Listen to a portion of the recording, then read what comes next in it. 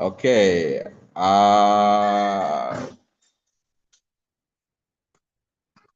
Goodness, where are these papers? Where are my past papers?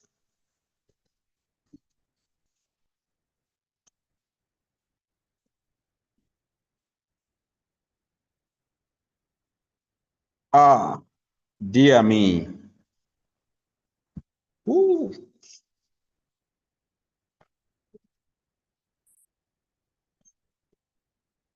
Where are my past papers?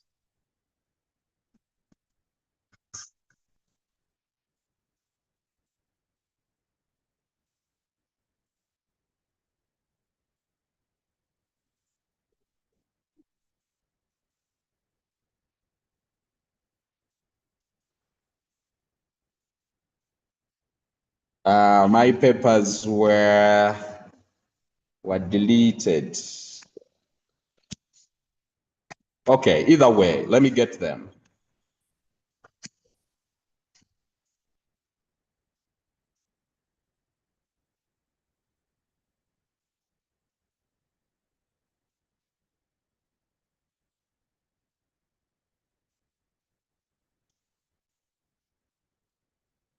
Okay, I'm going to get them here.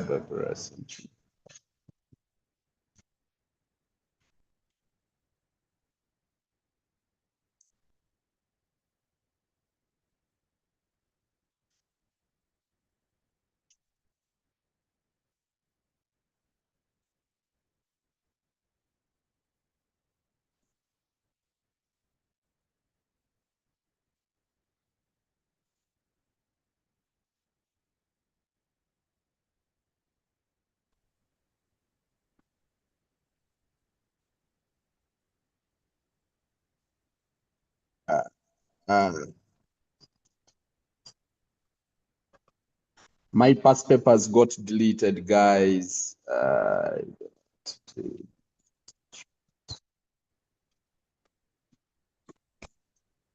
don't know how I'm going to do this. My past papers got deleted.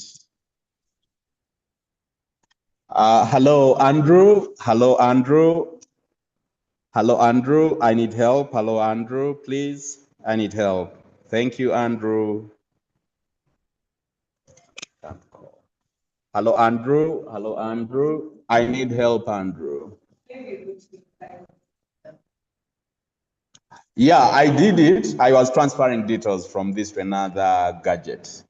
That's why I don't have them. But we are going to proceed. No worries. I can use my past paper mock just to show you that.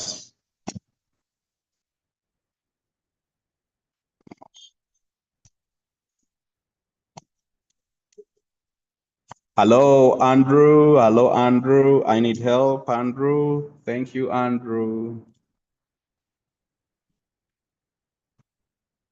Okay, so this is what I was talking about.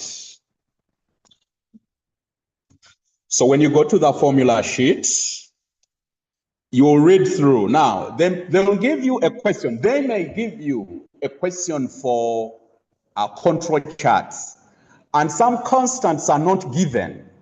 These constants are picked from the formula sheet. Let me show you.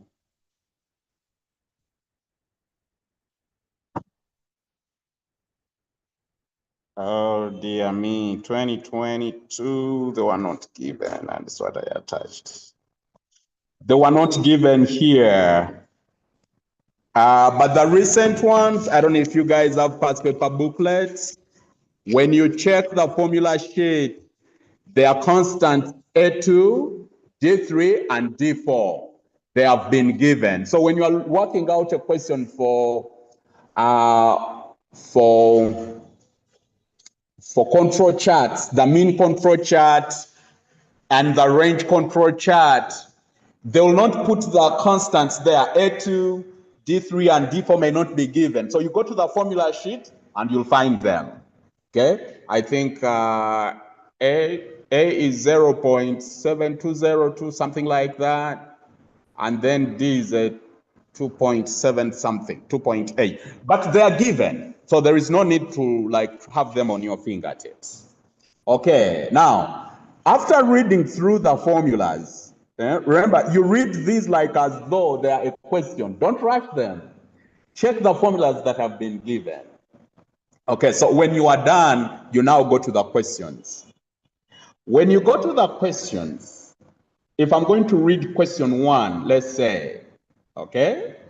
Hello. I'll start with the required. I'll start with the required. Now, within the required, I'll know I'm attempting it or I'm not. Or whether I'm going to attempt it as my second question, or I'm attempting it as my last question. So after you've read through the required, then come to the opening remarks of the question. Why do I read the required first? It enables me to read it twice. After I've read the opening remark, I come back to the required and read it again. Okay, that's done. As you read the question, tag the formula. Keep going back. Like for instance, here they asked for the loan follows a Poisson distribution. I go to the formula and I look for Poisson. Remember, I already read it. I already read the formulas. So I'm back here to check for a Poisson distribution. It's here. And I'll say this will be for, this is question 1, part B or part C. I go back. This is done in the 15 minutes. You've not yet started writing your answers. You are planning the paper. Okay, so you do the question selection. You'll pick your 5 questions, and then after, rank them. Pick the best to start with.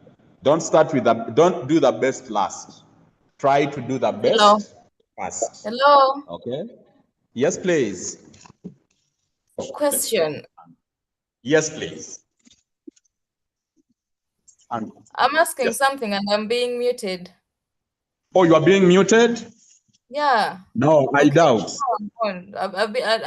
Someone had muted me. Yeah, I wanted to ask. One second. We allowed... Let me just forward the file. So my phone is as froze. Yes, go ahead. Go ahead, please. Are we allowed to write on a question paper? Now, like if it's not one of the instructions, please don't do it. She's asking, are we allowed to write on the question paper? Now, if you can avoid, why would you write on it? Hello?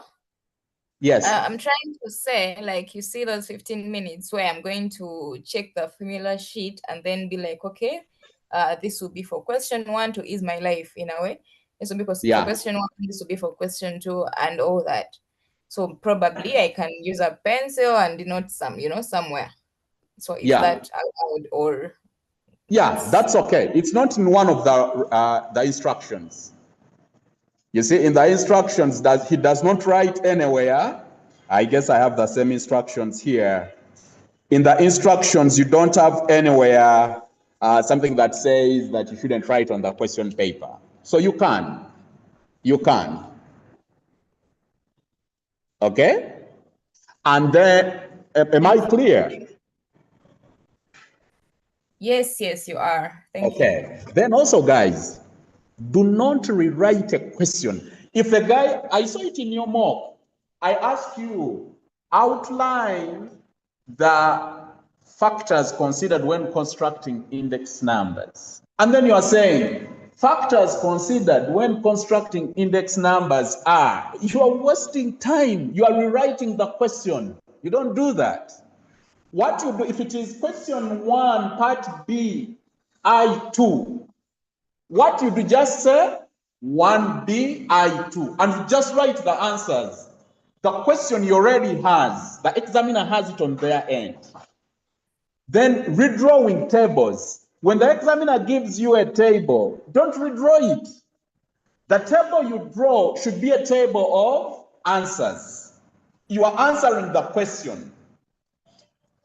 I know some of you may be disappointed at the end of the session that doesn't calculate. These are saving us that extra little minutes. Whenever you write anything extra in an exam, you are taking an extra minute on you. Save that. I remember telling you, your papers are ruled. I'm going to come back to that writing. The papers are ruled. When you are drawing that table, don't try to get a rule and put the lines. You just need the columns, and that's it. Those papers are ruled. Don't draw the horizontal lines. The lines are given. So, go take them to test column. And sometimes, if you don't have time, don't even put the columns. You're good to go. If I'm doing a question for correlation and regression analysis, and I write x, y, xy, x squared, I feed in the figures.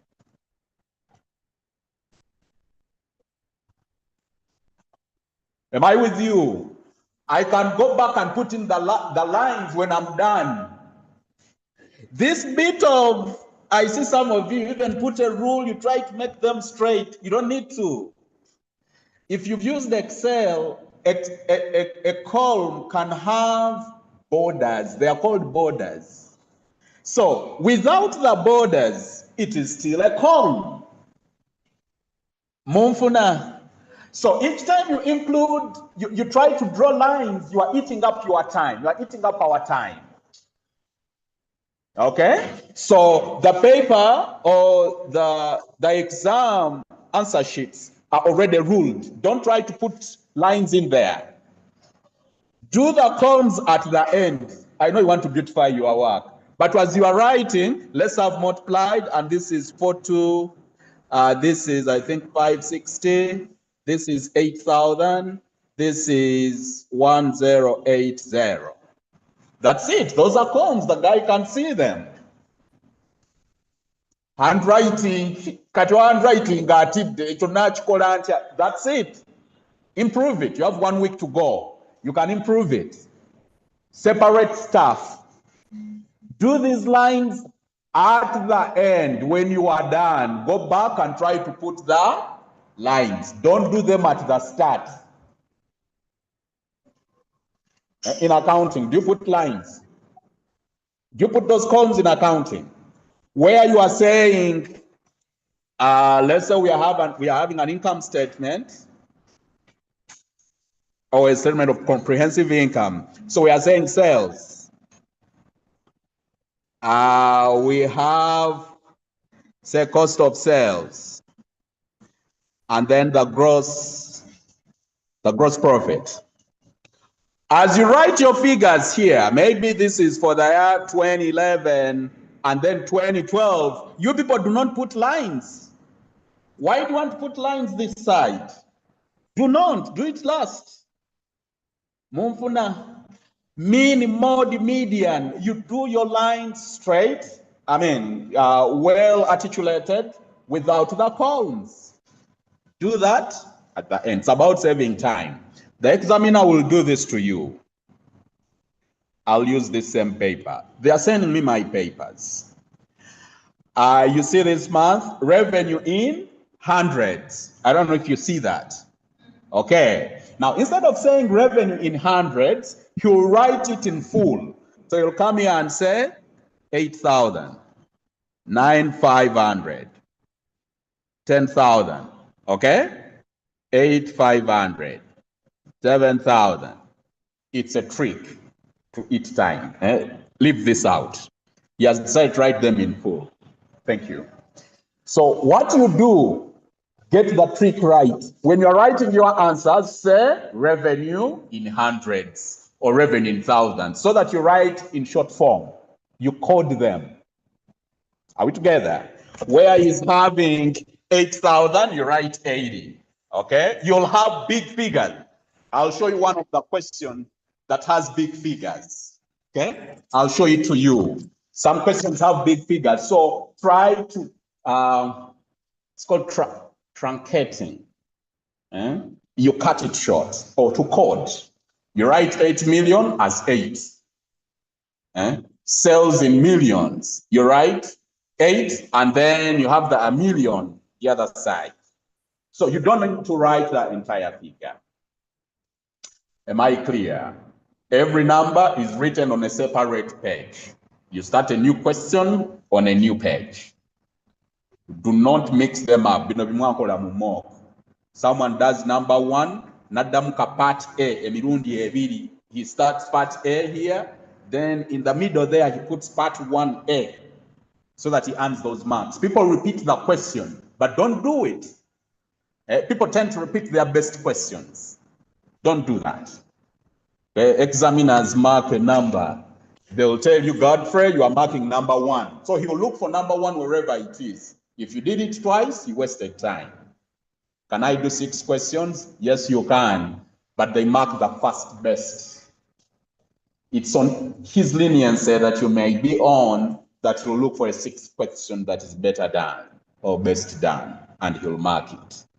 But they mark the first 5. Okay, I think I've talked enough.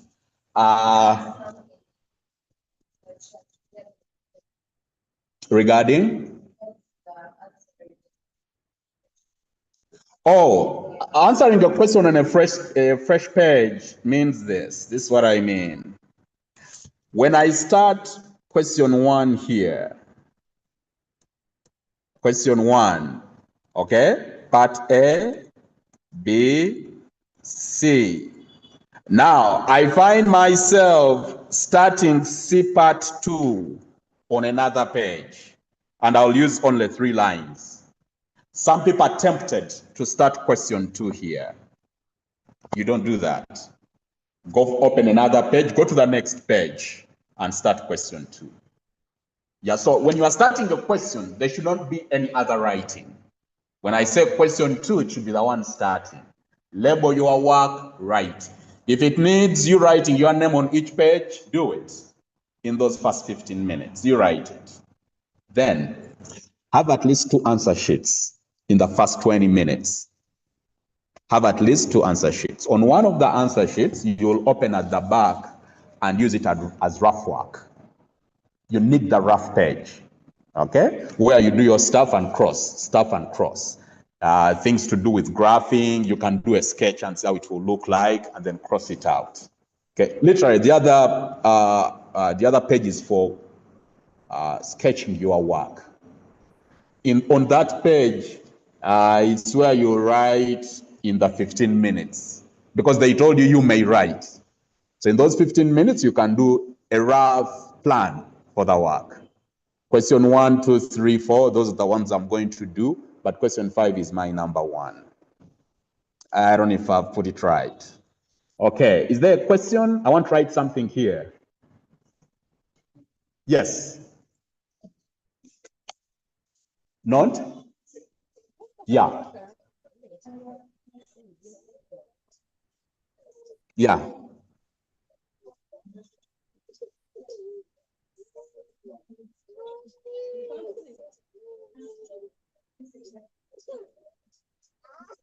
Yeah. Okay. She's saying that we talked of not repeating the table. That is true. But instances where you repeat the table, it's where it is generative, like it derives other figures you may need. Okay, like for instance, you just said it well, that if I have it's given me a frequency table and I need to generate cumulative frequencies. Those cumulative frequencies do not drop from the air. Yeah, I need them to be computed from the table he gave. So his table derives other figures for the cumulative. Yeah, so that one would be needed for sure.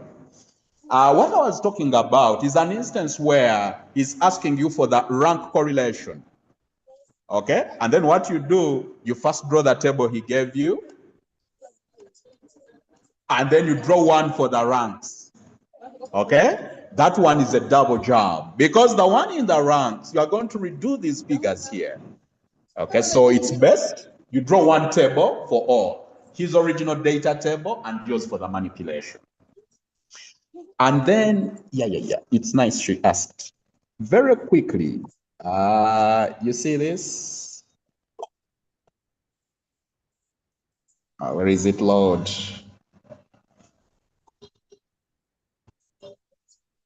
Dear me, I lost it. But let me see.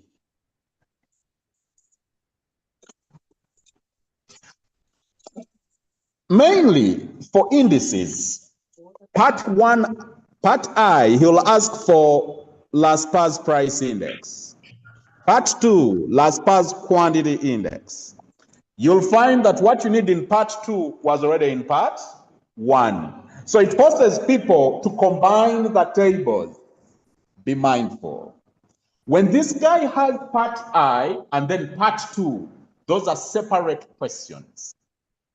They require separate tables. It's like asking you for the mean. Determine the mean, part 1. Part 2, determine the standard deviation. To compute standard deviation, you need figures from the mean. But if the tables are separate, if the questions are separate, compute separately. People who use, unless otherwise, the mean is required in the standard deviation. Like for instance, people use the formula sigma squared equal to summation f x minus x bar squared over summation f. That x bar, you will have computed it in part I. That's acceptable. You already have it. But where I need an fx in my table, fx is shared when I use the formula x squared summation f, summation fx, summation f squared. So what people do, they combine the table for the sake of fx. And the others, that's not acceptable because marks are awarded separately. I would do that if the guy is telling me, compute the mean and the standard deviation. That's one question. So one table will suffice. Hope I'm clear. It is common with indices. When you have the table, people will put one table. The guy will look for where to put a mark and will be disturbed. Because one is 4 marks, the other is 3. There's a reason. So try to separate the tables. Okay, I hope it answers your query. Okay, good. Can I move on? Okay, guys, write down this. Write down this. Whether you are good or you feel not ready, go and be ready on this. Okay? 1, index numbers.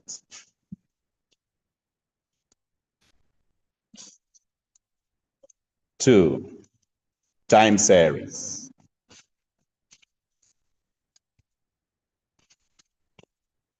3, correlation. And regression analysis. 4, network analysis.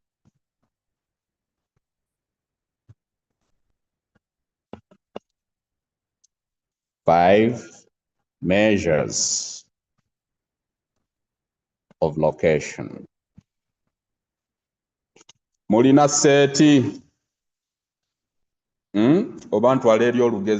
Guys, listen. That's a time bomb.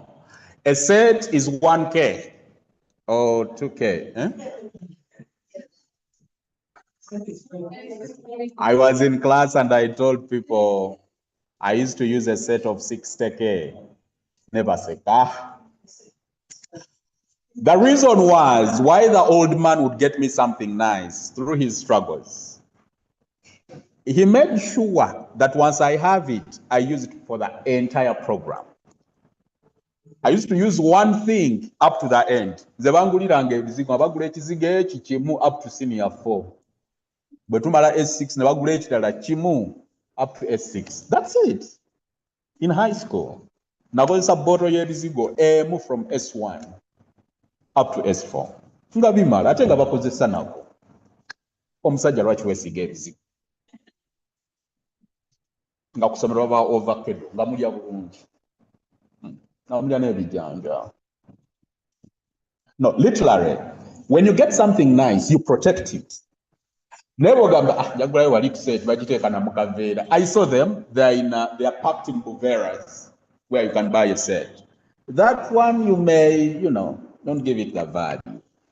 My dad, whenever I went to school, give me his watch if he saw my hand empty.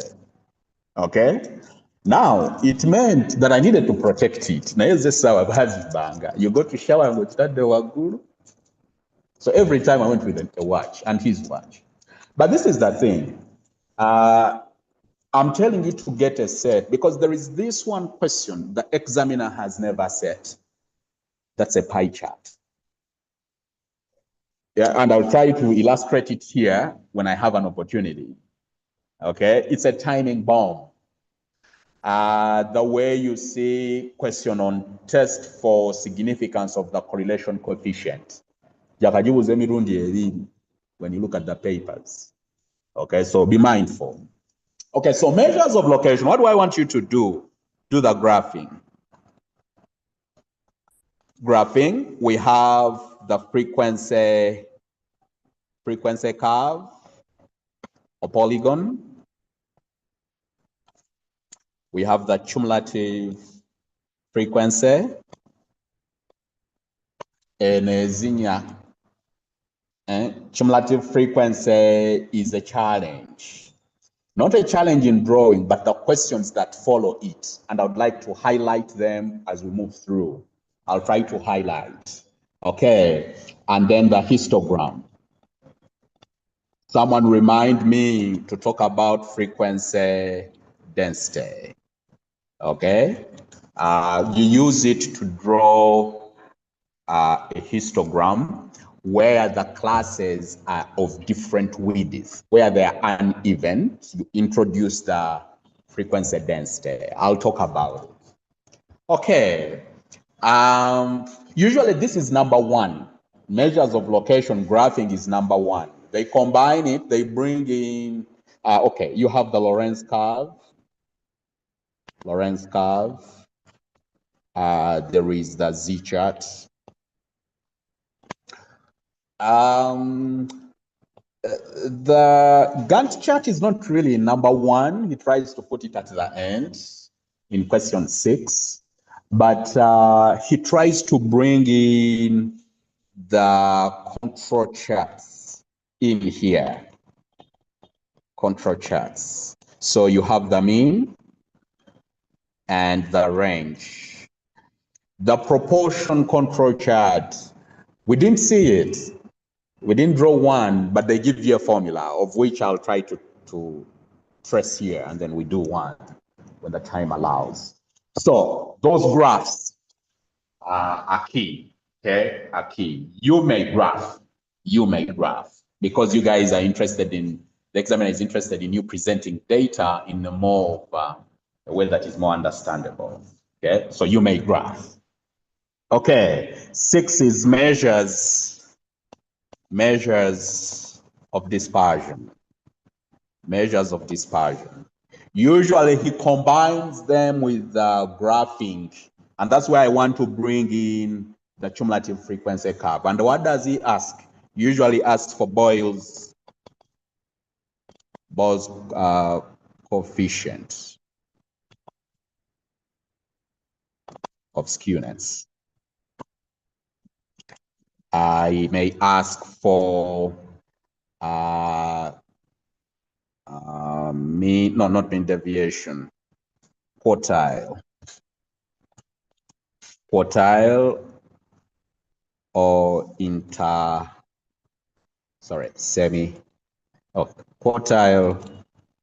quartile deviation, which also goes for the semi-interquartile range. These formulas are given, okay? Then there's also the quartile coefficient.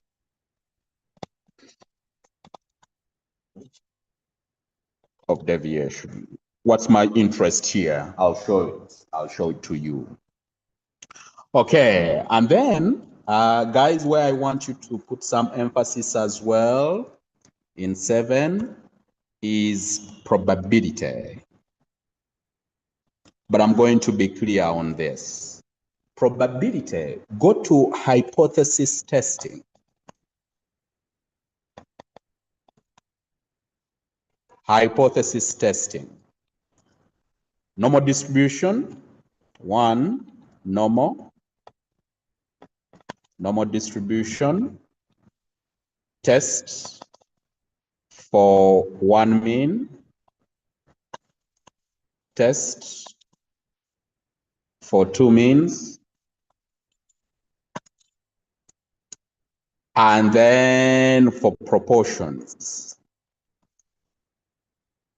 For proportions, I invite you to read that formula of the combined proportion, the pooled proportion, okay? Where we write P is equal to N1, P1, plus N2, P2, over N1 plus N2. That's the formula that disturbs, but it's easier. Sometimes the examiner may write it differently, but this is how it's written. When you have the P, you can get the Q, okay? Hypothesis testing for a T distribution. Here, N is less than 30. What's the trick here? He will tell you, as he concludes, he will say where the number of students was normally distributed, or where expenses are normally distributed. But check size. People confuse this whenever the guy says where it's normally distributed. When he says where it's normally distributed, he's telling you that the sample was picked from a population that was normally distributed, but the sample is small, so use the students T. Are we together? So normal distribution, N is greater or equal to 30. N is tall. Are we together? N is tall under the normal distribution. Monfuna. Are we at par? I know you fear probability, but when you open your book, you go to hypothesis testing. Why am I telling you this? It is direct. Babiretanga bwe mubirina mu bitabo. Hypothesis testing is tested the way you have the questions. When you start to read probability, go to hypothesis testing and redo our examples. Just redo our examples. Francis Atefa abatali mu class. I'll guide you. I'll guide you. Through the week, I'll be sharing questions. But I need you to do the questions. Yes.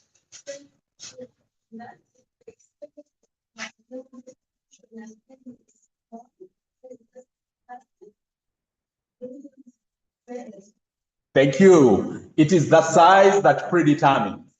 The words do not hold any water when it comes to the size. So you carry the N. You check, is N small or N is big? Okay, so as long as N is less than 30, it was a small sample. So use a T distribution. Okay, this is where large and small samples are tested. So Excuse under me, the T Buzz. distribution, just a second. Under the T distribution, as long as N is small, no matter the saying, no matter the wording, and he will give you, I'm sorry, I just stopped you a little. He will give you the samples themselves. And then you need to determine X bar and S yourself. Okay, let me pick this. Don't read other things. Read what we need.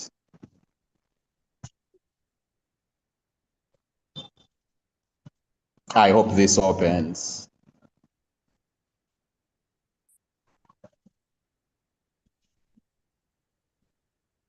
Download.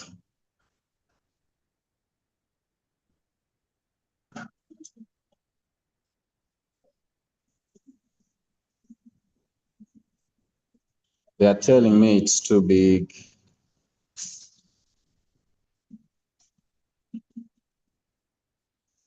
Yeah, the lady that were asking, please go ahead. Yeah, I kind of lost you up there. I wanted to like you go up, then I could take a screenshot if that is okay. Oh, yeah. No worries. I'll do that.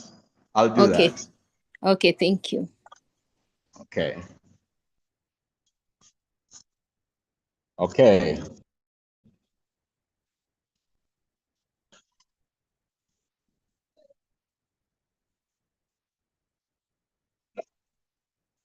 Okay. Yeah, we shall see this. We shall see it. Okay. Let me do that. It has downloaded. You are going to take the picture.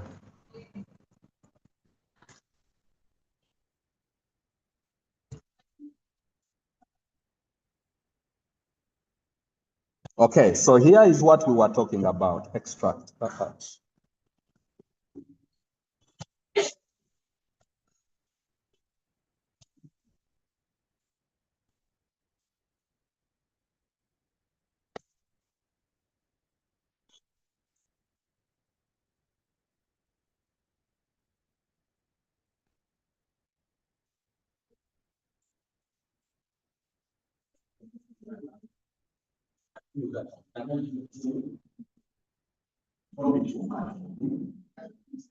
This is Black November. You watch that.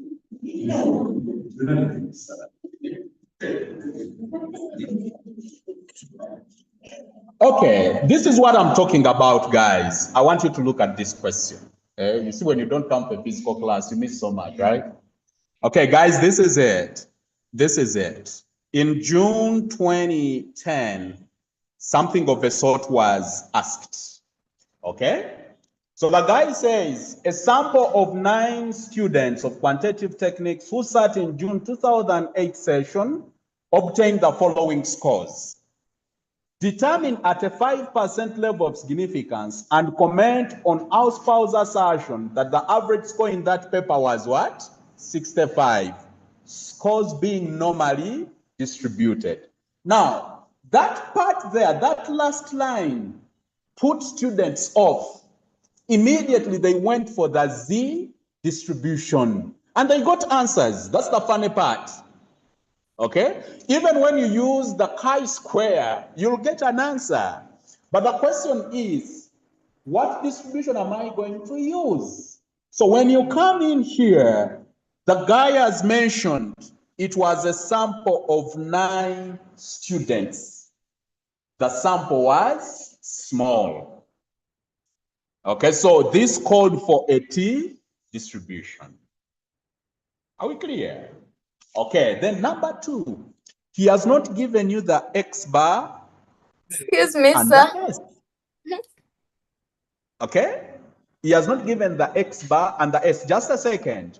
So in step 4, where you determine the sample value, in this case the T, you'll need X bar minus mu over S over root N.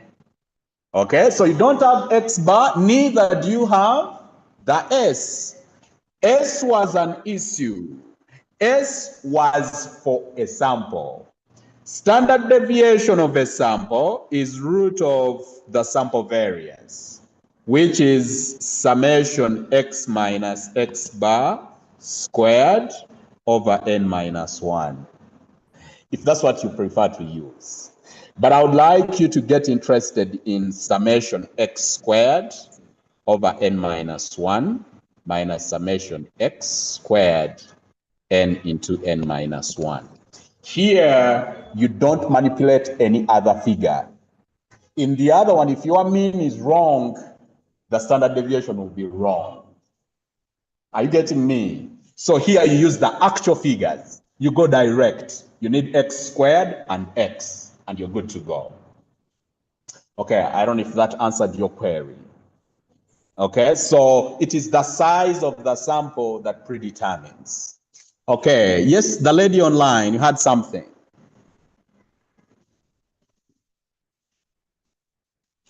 There's a lady I stopped. Yeah, let's please proceed. It's okay. I was just wondering why. Okay. Guys, this is the thing. In this session, I'm trying to throw highlights. I'm going to do revision with you through the week. What day are you doing the paper? On Tuesday. So we are going to make a plan where on a daily basis, I share 3 questions from different chapters. But I'll need feedback. I'll need you to be doing them. Those questions are going to run the entire course outline up to Friday. So I should have shared questions for the course outline up to Friday. Find time to try them to practice. Okay? So in this session, I cannot do all the questions. No. You imagine we are together in the paper. I just want you to imagine that, and this is what we have to do. That's what I want you to imagine today. Okay? And then through, you'll be doing something. Okay, we continue with our list. Kindly, for probability, if you know you are weak in probability, go to hypothesis testing.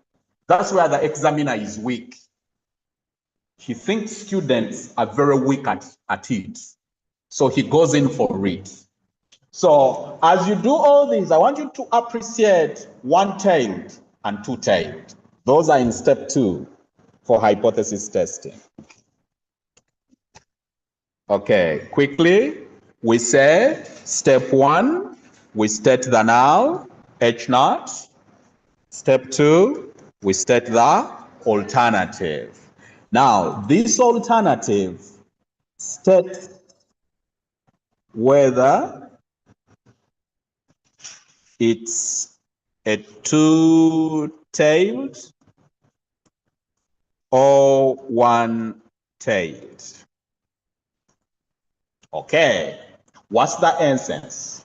It helps us determine the statistic that is the Z and T at a significant level. I'm going to briefly talk about it at a significant level. So how do I know it is two-tailed or one-tailed? This is the language they use. One-tailed.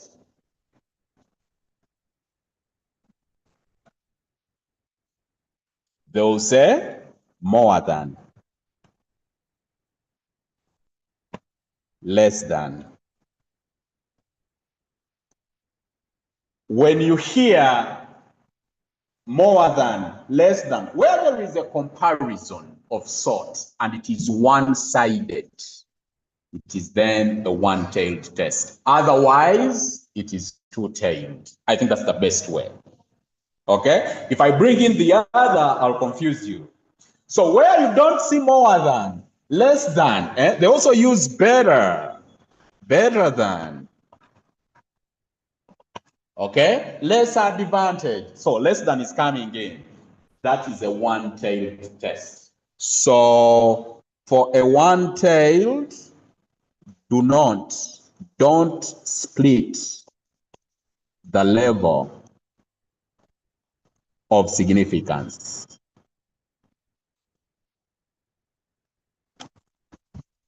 Are we together? And also we said that you always first write the alternative. You first write the alternative. If the guy said that the average weight was less than 50, I come here and say that the mean mu was less than 50. What options are left?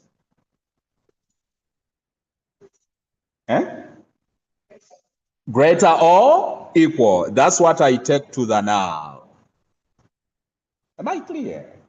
So whenever you are faced with the alternative, then you go in there. You may hear words like was not equal. Excuse me, Mr. Francis. Just a second, sir. Just a second. Look, I'm sorry, I'm keeping your query. Determine at 5% level of significance and comment on our spouse assertion that the average score in the paper was 65. Is that one-tailed or two-tailed? It is two-tailed because it's neither using less than nor greater than. Are we together? Perfect. We said when we see less or greater, it is one-tailed. Otherwise, it is two-tailed. Look at this. That the average score in the paper was not 65. Is that two-tailed or one-tailed? It is still two-tailed. Because if it's not, then there are two options. It is either less or greater. Are we clear? And this that he has given is an alternative. Okay, your HA will be that mu is not equal to 65, and you have a two-tailed test. Yes, sir, online. Go ahead. Mr. Francis, to me, the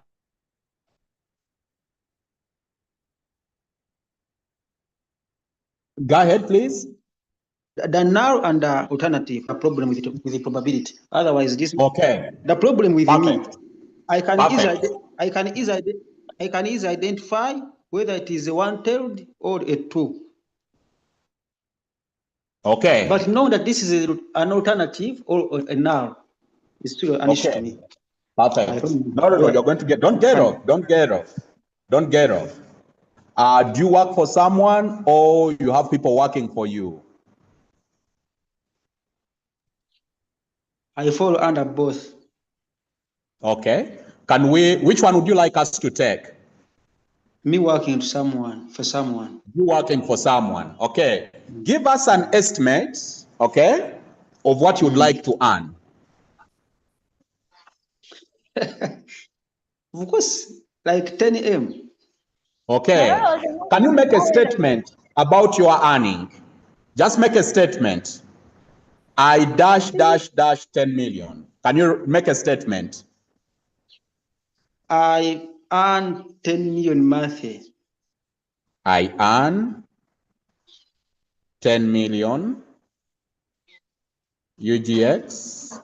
Nengo yogedde ntono. Manye yo yongeddeko mu abasomesa mufuna mmeka. That is an estimate. You can just say, just Yongeddeko side eyo. Okay, so I earn 10 million UGX monthly. Okay? Yeah. Now, let's formulate a question around this. What's your name again, sir? This Makalanzi. Okay, the manager at ISMA Inc. believes that employees in the company earn 10 million UGX monthly. Okay, now ISMA, when you look at this question, is it a negation? Is it in agreement? Is it in agreement or it is in the opposite? It is the opposite. 1 second. Is it against 10 million or it is in for 10 million? That's what I'm saying. It is in. It is in agreement with 10 million. So when you hear that statement of equality, where that belief is a belief of equal, then that is the null. Okay? That is the default. We all compare. Before you make a comparison, there must be a point of equality. Like, for instance, if I said that his check, his payment is better than mine, the moment I say better, I need to know where my pay is and what is over and above it. So, what is equal to both of us? that it's better off with. So if the pay is 10 million, but I'm saying his check is better than mine, so we are all at 10 at one point, but then he has an amount over and above. So always the comparison is with the equality point. The neutral point is equality. Do you get the argument?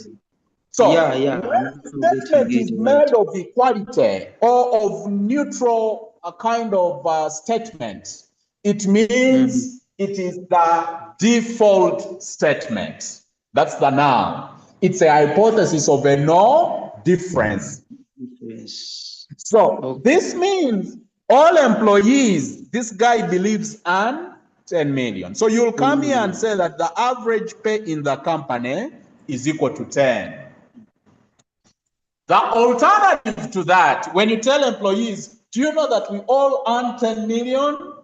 And then people will be in disagreement because some of them do not earn that, or they earn over and above. So that's why you will say, people will say no. When they say no, then mu is not equal to 10. Yes, ma. Does this make sense to you? I've got it right now. Okay, now, before we proceed, it can be the other way. He may say, the manager at ISMA Inc. believes that employees in the company do not earn 10 million. It is a double sword. Do not earn 10 million. So if they do not earn 10 million, is that in agreement or against the 10? It's against the 10. So it is the alternative. So now they have stated step 2. In the question, either can be stated. They'll either state the alternative or the null. The null has a negation. It has a point of comparison. They'll either say not equal, more than, less than, and so on. So the not equal creates a two-tailed. When they say more than, less than, it becomes a one-tailed. Okay. I hope we are clear, Isma. Thank you. Okay, very quickly, this guy has taken us to the two-tailed, but we can still put it here. B, the two-tailed. Okay, the two-tailed test. So this one will have equal, not equal. When you see those words, is different or are different. Okay, so all these mean not equal. So you have less or greater. That means those two are going to come into play. Notice NB 1. For a one-tailed, don't split the level of significance alpha, i.e. alpha equal to 5%,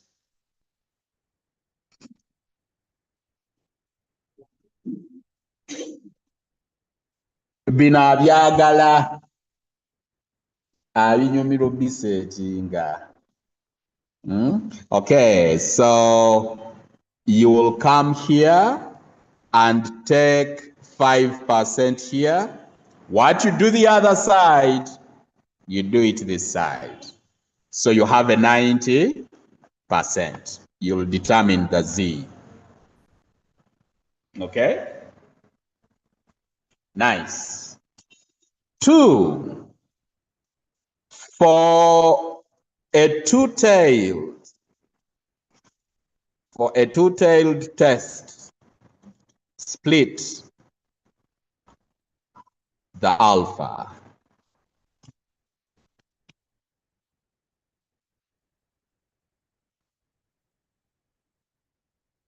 Okay, so alpha equal to 5%. When in the question he has given you alpha as 5%, come here and divide it by 2. So you'll have a 2.5% and a 2.5%. This is 95%. So at the same level of significance, you are having a different Z value. Okay, so we split the middle, you'll have 45%, 45%, not so, which is 0.45, 0.45. We shall read the Z value there. When we split this, you have a 0.495, 0.495. You read a Z value. This applies also for confidence interval. For the confidence interval, you start from the middle and then you go outward. For level of significance, you start in the tail and come to the middle. Are we clear? Okay.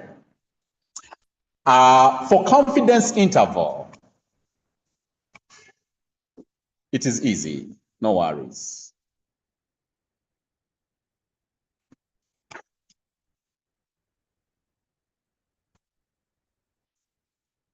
This is what we call the confidence area of acceptance.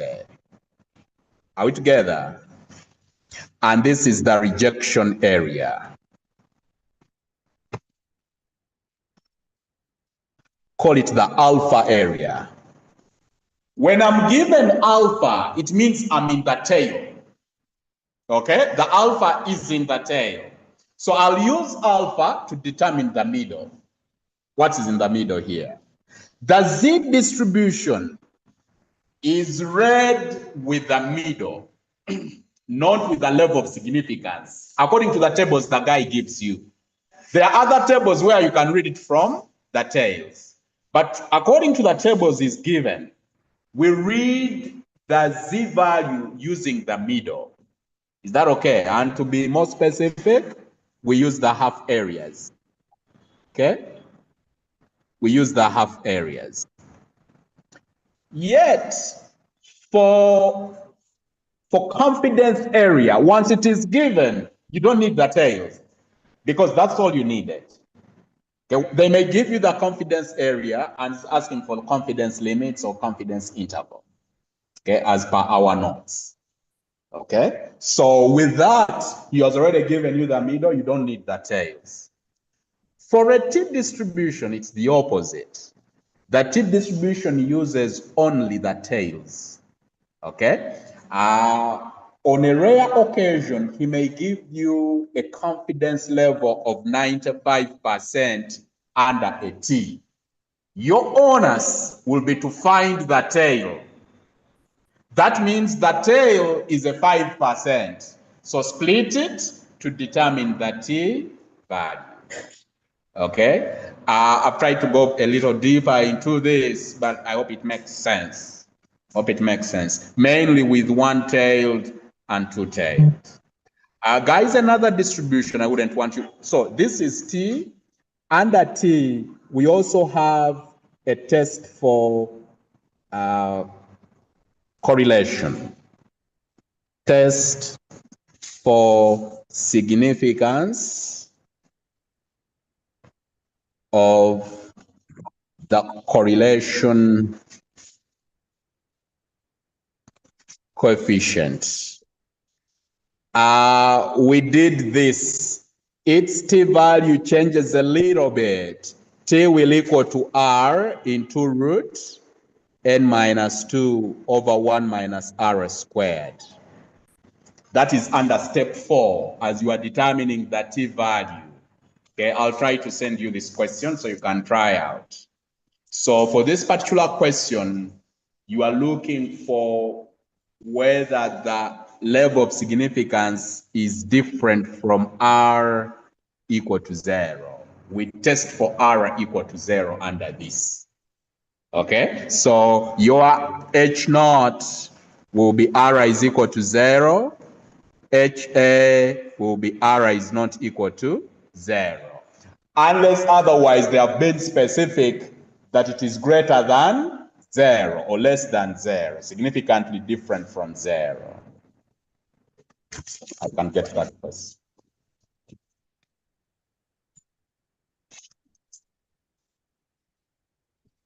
I want to quickly, I just want to do a couple of questions. Not so many.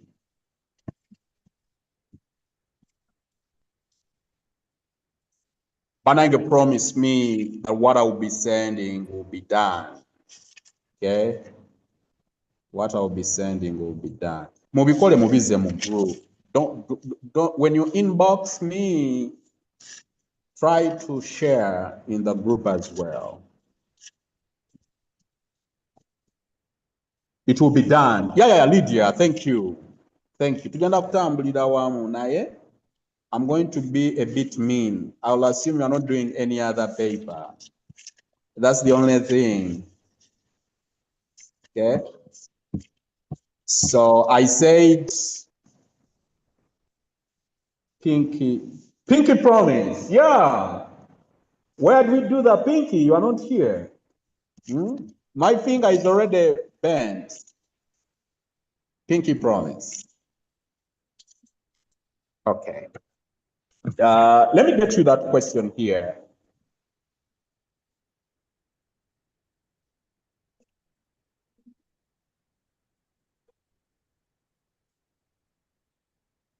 Give me a minute or two.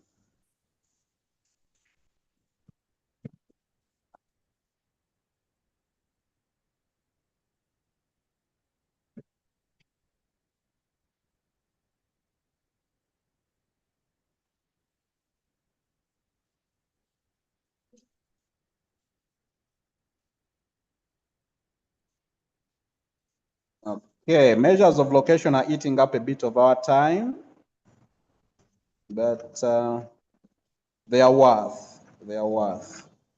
That's our question 1, literally. Okay, when I get it, I'll share it. When I get it, I'll share it. I know I have it. Okay, and then the other third distribution is the chi-square. The chi-square. The chi distribution. Colleagues, I'm not saying it is easy, but what I'm saying, it is cheaper to start with this. They are more direct. We said the chi distribution uses observed, okay, and the expected. Wanomukolera wensobi. What people do, they divide by all. Yet even the formula is there. Okay, it is common. Sometimes students pick the wrong formula. And that is nothing other than anxiety. Be very careful with anxiety. When you see a question you feel you can do, take some time and relax. You may make a mistake. Okay? So kindly, that's the formula we use. Try to read the headings on the table. The T distribution and the chi-square. You see this? This is T. If you do not read the heading, you are likely, this time they didn't set the chi-square, but let me see if I can get the paper. You may be tempted to use the T distribution instead of chi.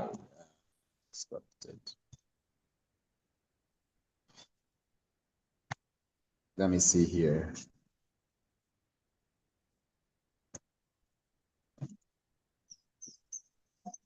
Okay, so this is the chi or the chi distribution. When you read tables of the chi, for the T distribution, instead of T, you'll still get an answer because they both have degrees of freedom and they have the Q. So be very careful. I don't know why I'm not picking the right table here. Most recent.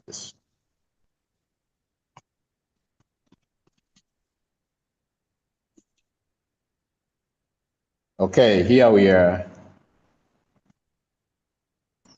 Mwematidde nnyo era natiddemu finishing the things early.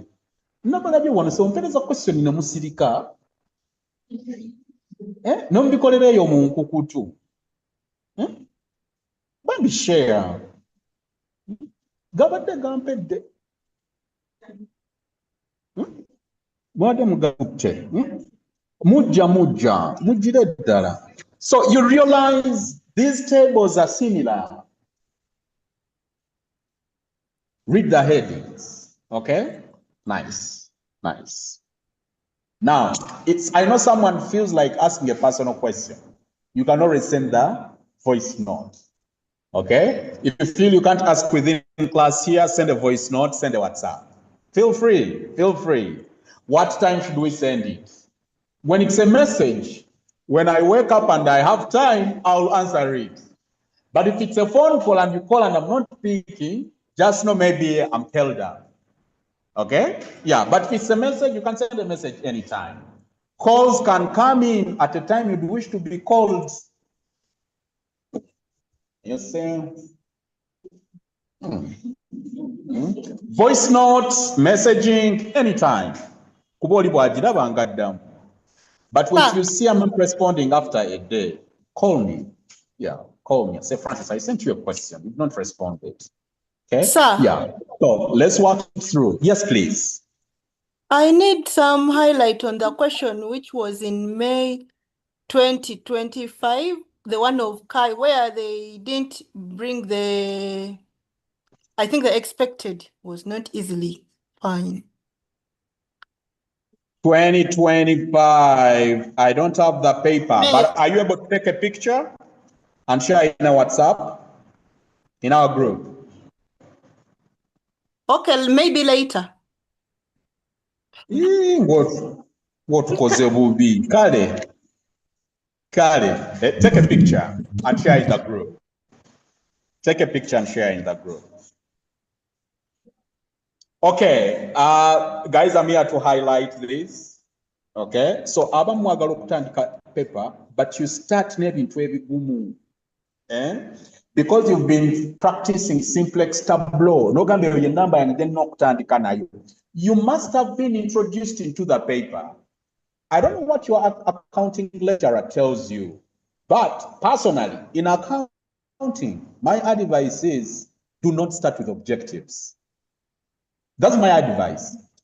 Objectives stretch the brain. You must find one answer. When you don't find your answer there, you get disturbed.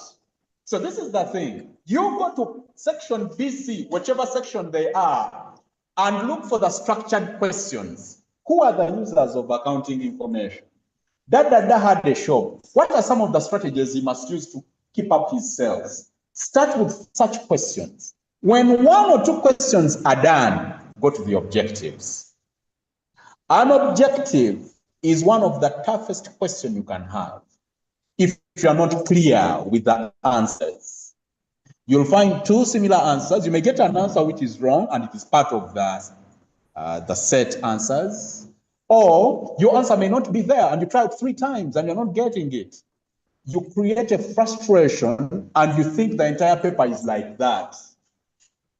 Okay, so my advice is start with your menu, your best. Have a starter. These are starter packs for this paper. Wekasita obikula noga nti correlation eriwa ng'oginoonya ng'ogitandikirako. Francis nasanze indices nene bangamba nfindinge missing figure awo bwe tulaga. Nasanze mean guy nga ayagala missing value. I got stuck. Nasanze weighted mean and I wanted the missing figure. I got stuck. So the examiner knows that you understand these things. Where can he be tricky? Okay, let's go to indices. Before indices, I'll use measures of location. I'll take you to June 2022. Banaye munsonyiwe, my session is not a session for doing questions and answers. It's a session for highlights. Together, the question of chi-square has been posted. Okay, I'll do it. I'm going to check it out. June 2022, what happened there? Mama, Barbara didn't share it.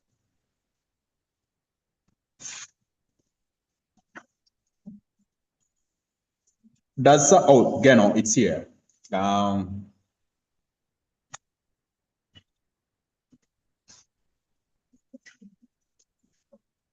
Okay, here is the question. Kindly, I'm going to give guidance. We are not going to do it, okay? But I'll make sure it's one of those that I'll share. The guy says, required, use the information above to find the missing frequency values. Okay, what does it say? Can someone online read, please?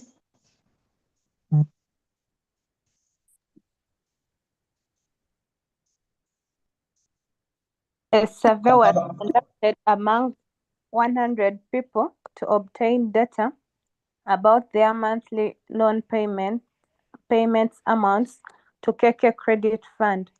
The person carrying out the survey calculated the estimated mean to be 309,000 per month. Unfortunately, one of the data got lost thereafter.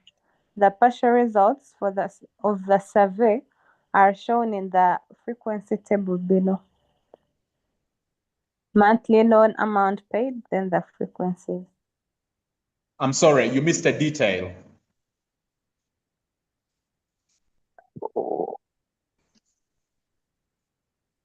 Try to read monthly. Monthly loan amount paid in thousands, then the frequency. Thank you. Okay. The missing figures were these. The examiner knows, you know how to find the mean, you know how to determine frequency, cumulative frequency, and the rest. So how can he make it different? Catchments. You see that figure?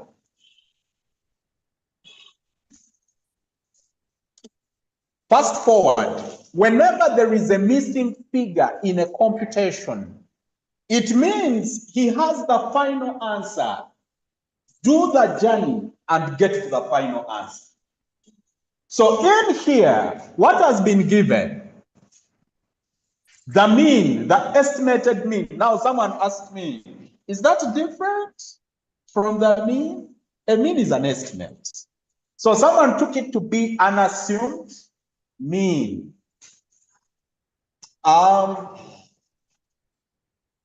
Two-way, yes and a no. Because they lost details, okay? They estimated it to be that. Now, when you have the data to get an estimated mean through a computation, you are getting a mean, the average itself. An estimated mean is an average. Are we together? Was this data grouped or not? It was grouped. Okay, listen. He may not give you this. He may say their mid-mark was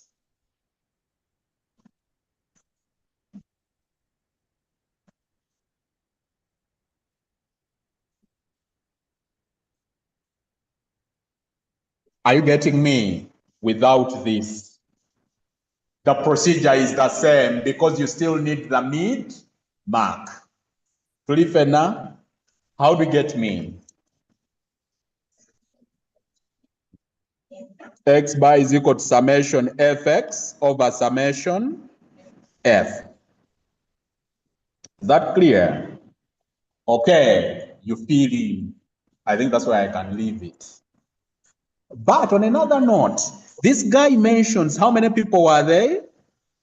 100, meaning when you add up the total frequency, you must get 100. Generate your own figures. You can call them X and Y or A and B.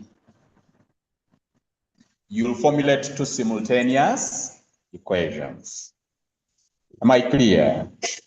Now, before we leave it, This figure here, if someone got it and wrote 30900 is equal to, and he gets a summation fx from the table, and he does not multiply it by 1000, that was the challenge.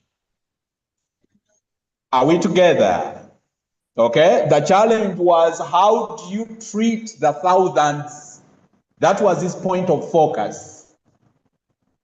So what one had to do was that all figures from the table had to be multiplied by 1000. Otherwise, eliminate this and say 309 is equal to what you have got from the table. Am I clear? Does it make sense? So that 1000, this figure here is outside the table. That's why he writes and multiplies it by 1000. He computes the mean and gets 309. But because it's going to be outside the table, which is the table of thousands, he multiplies it by 1000 to have 309,000. So it was two-way. Either as you compute, eliminate the 1000 on the figure of the mean and equate to the table figure, or multiply the table result by 1000. Does it make sense? Am I communicating, guys? Okay, that is for the missing figure. Another one here was a question to do with weighted mean, August 2017. August 2017. Kindly ask along, don't you worry. August 2017. Yes, this one here. They were asking for what? Given that the mode of the employees is 40, find the value of X. Question is, how do you get mode? If I have grouped data, how do I get the mode? What do I need?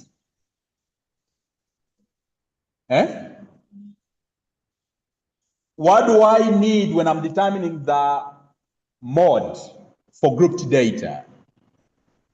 What should I find first? The lower class boundary. The cumulative frequency. The model class or model frequency, like she's saying. So the model class. What was the model class here?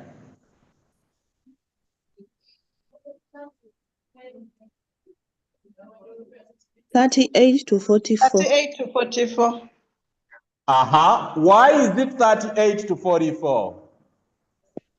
Because It it's is having the the class highest with the highest frequency. It has the highest frequency. I think What I if would. the missing figure was Hello? the highest? Excuse me, Yeah, but I think I would Yes, choose please. 38. but we can't predict what it is since we still have a missing figure. What if it is the one that is supposed to be the model class? Why would you take 38 to 44? Because 40, The examiner has 40 given a hint that given the model age of the employees is 40 years. Wouldn't that be a Thank hint? you. That's it. The mode must fall in the model class. Are we together? So if he had said that given that the model age of employees is 28, are we together? Our model class would be 26 to 32. Okay, thank you. This is my other question. Are these limits or boundaries? Are these limits or boundaries? Boundaries. They are boundaries. Are we together? We said for boundaries, you check the upper boundary should be the same as the lower boundary of the subsequent class. Are we clear, guys? Okay, now, people have always thought that a boundary must end with a 0 or a 0.5. Okay, that's not true. As long as you see that there is no break in the classes, you are having boundaries. Otherwise, when you write the formula, you should be able to fill in. We said mod is equal to L plus D1 over D1 plus D2 times what? Times P. Okay, D1 is FM minus B. D2 is FM minus FA. How do we get FB? Okay, let me give you another table. I guess I can find one here. Is the frequency before the model class. Okay, thank you. Look at this. Look at this. If the guy asked us to determine the mode here, okay? If you are determining the mode here, what's our model class?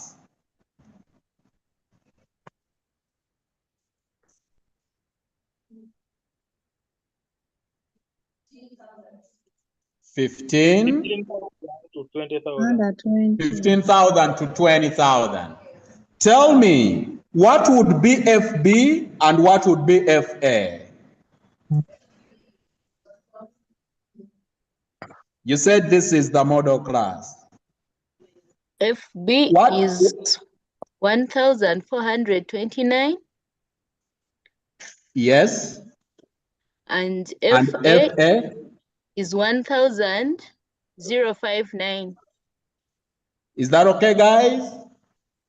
So FB is the frequency of a class whose values are less than the values in the model class.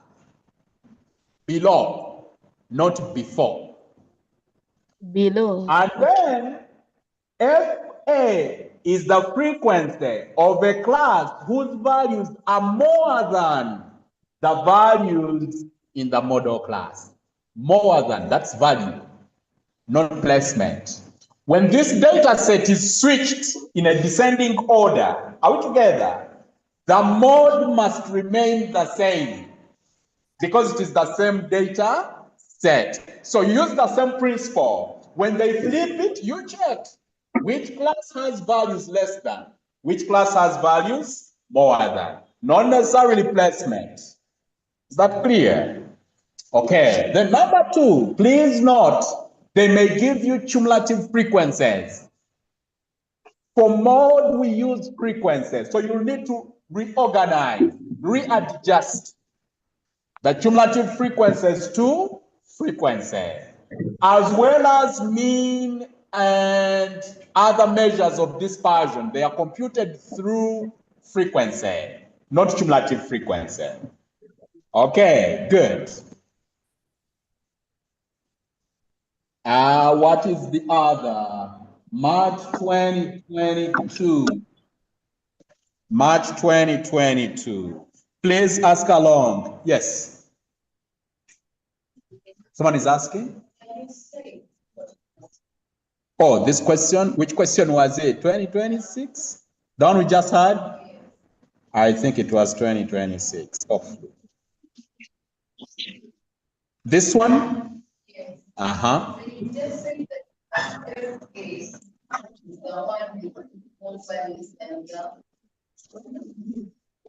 FA.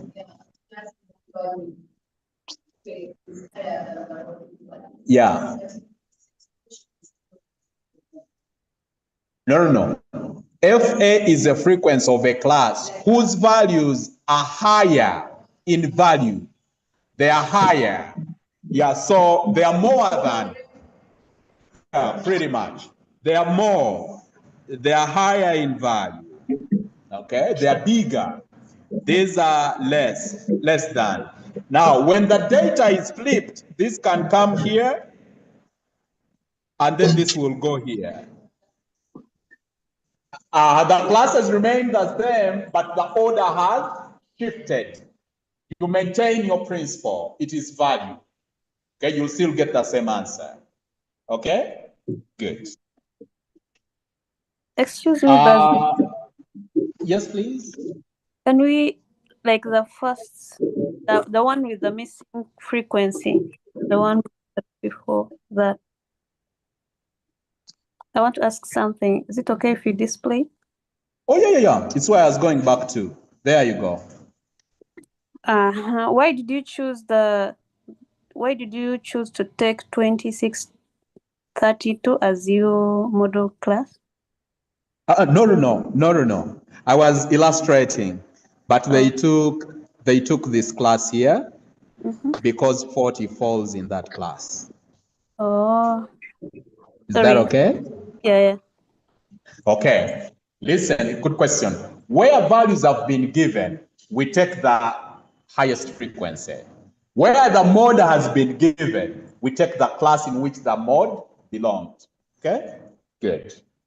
Missing value, we have March 2022. March 2022.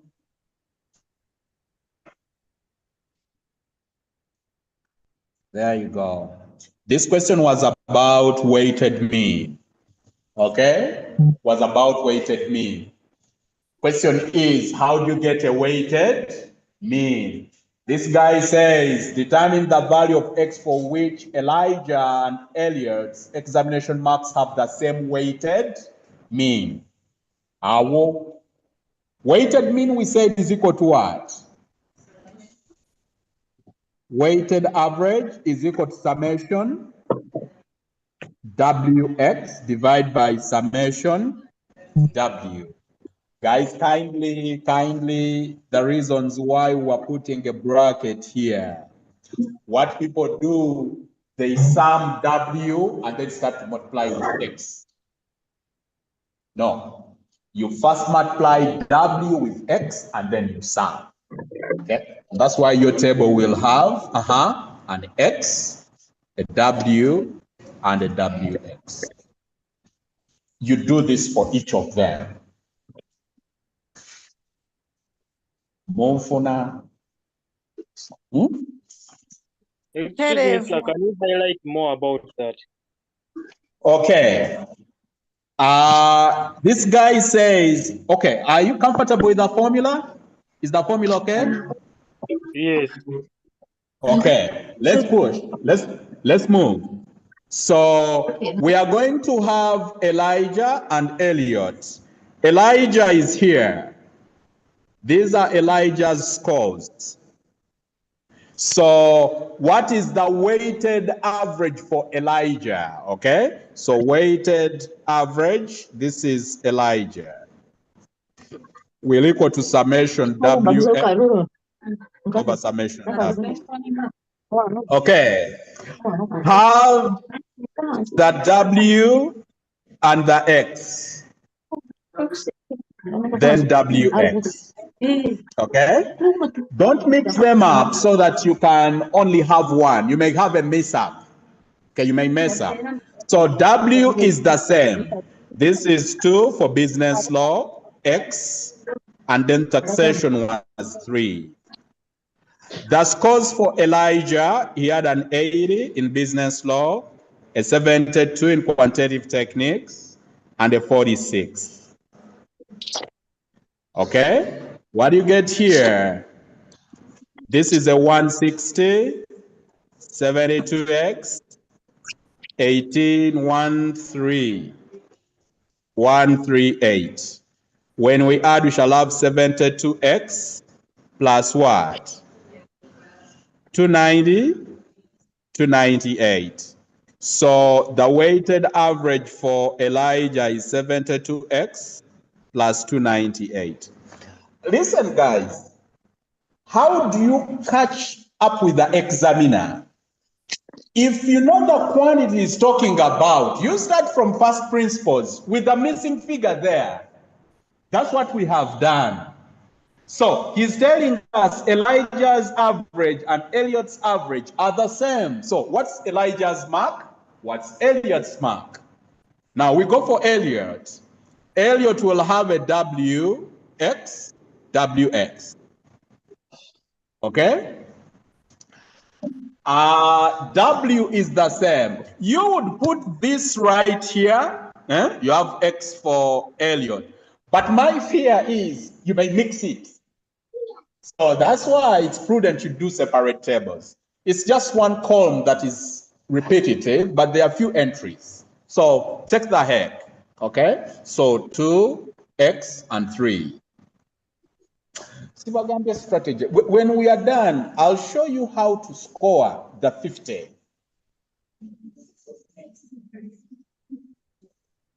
Yadde 50 sijagala nnyo. Lwaki obala 50? Bala enkaaga. Tugenda kubala wano max nkaaga. Tulabe Afuna ekinano omuwaaki bba. We want it how to score 85, not 50. We want how to score 85, not 50. Baba nabali physical ze Why not boogera. 90? Ya mu face. Yadde Yeah, balina what bina. Okay, we shall see that. Please remind me at the end. Okay, so you separate. And then X for Elliot is a 64, 82, and a 40. I may forget this. But what you know, and I keep telling you, is examined. I know some of you, you've been doing questions in probability network analysis, and you forgot that measures of location are examined. Because they are the chapters we started with. So you don't know that, or you've forgotten. A guy can set a question and is asking you for a mean deviation. Okay, so here we go. This will be 128, 82X, and 120. Our total here is what? 128, that is 248 plus 82X. And total weight is 5 plus what? Plus X. Okay? I might do actually one question of all questions. I tell you indices. The rest I'm just going to offer guidance. Okay, so this 5 plus X is the same because they said the weights are the same. Now, let's equate. The general formula says that weighted average is summation WX over summation W. For Elliot, we have 72X, Elijah, 298 over 5 plus X is equal to 248 plus 82X over 5 plus X. You are dividing both sides with the same figure. Are we together? So you can cross it. It means the numerators are the same. Okay, so you'll have 72X plus 298 is equal to 248 plus 82 plus X. That's right, times X. Literally, the examiner said this is telling you to find X given that that is equal to the other. You know what I mean? Yeah, so that's how you'd go about it. Can I move on? Okay, Yeah. I hope that makes a bit of sense. Guys, allow me go to the curves themselves. I mentioned something here.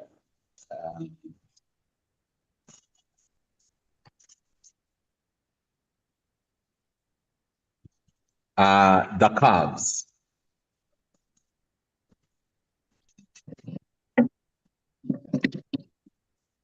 Frequency curve. For the frequency curve, I told you we need two classes. Those classes whose frequencies are 0. Okay? The lowest class and the highest class, they enable the curve to close as an object. The curve, the frequency curve should close. Okay, it starts and closes. So you will plot the frequencies against midpoints. And I remember us saying that you should have the boundaries there to guide you and tell that, you know, this is the midpoint for this class. Otherwise, you'll mix it up. Okay? You'll mix it up. So you plot the midpoints for the variable. Okay? For the variable. Yes, please. Yeah. Sorry, the discussion there. Oh, okay. Sorry. Try to mute, please. I thought I would have a question here. And November 2019. That question is two-way. Okay, November 2019.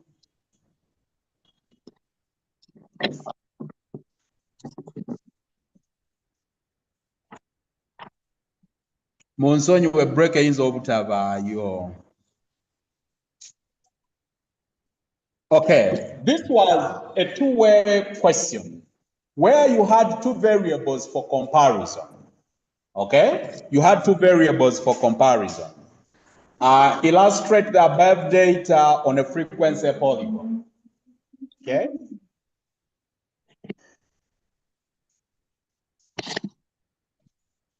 The two classes I was talking about are the class 0 to 9, and then 80 to 89. You need the midpoints of these.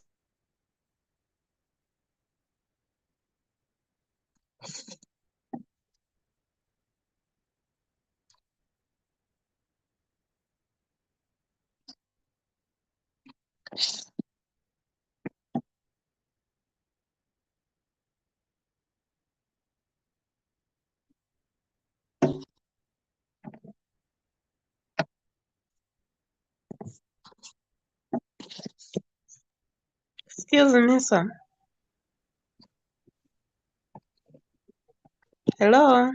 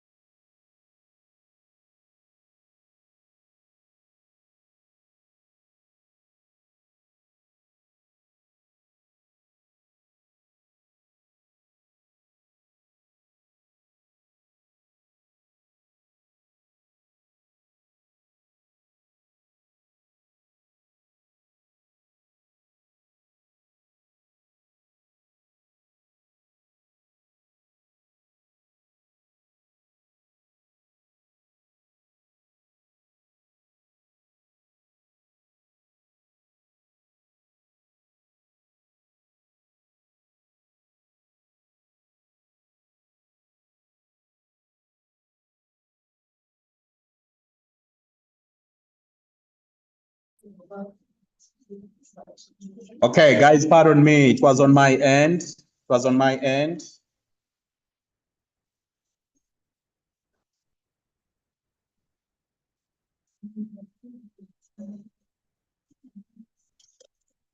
Okay, now for a two-way frequency table, how do we read the frequencies? Okay, so we are going to have frequency of wives and then frequency of husbands. Okay, of course, the classes are the same.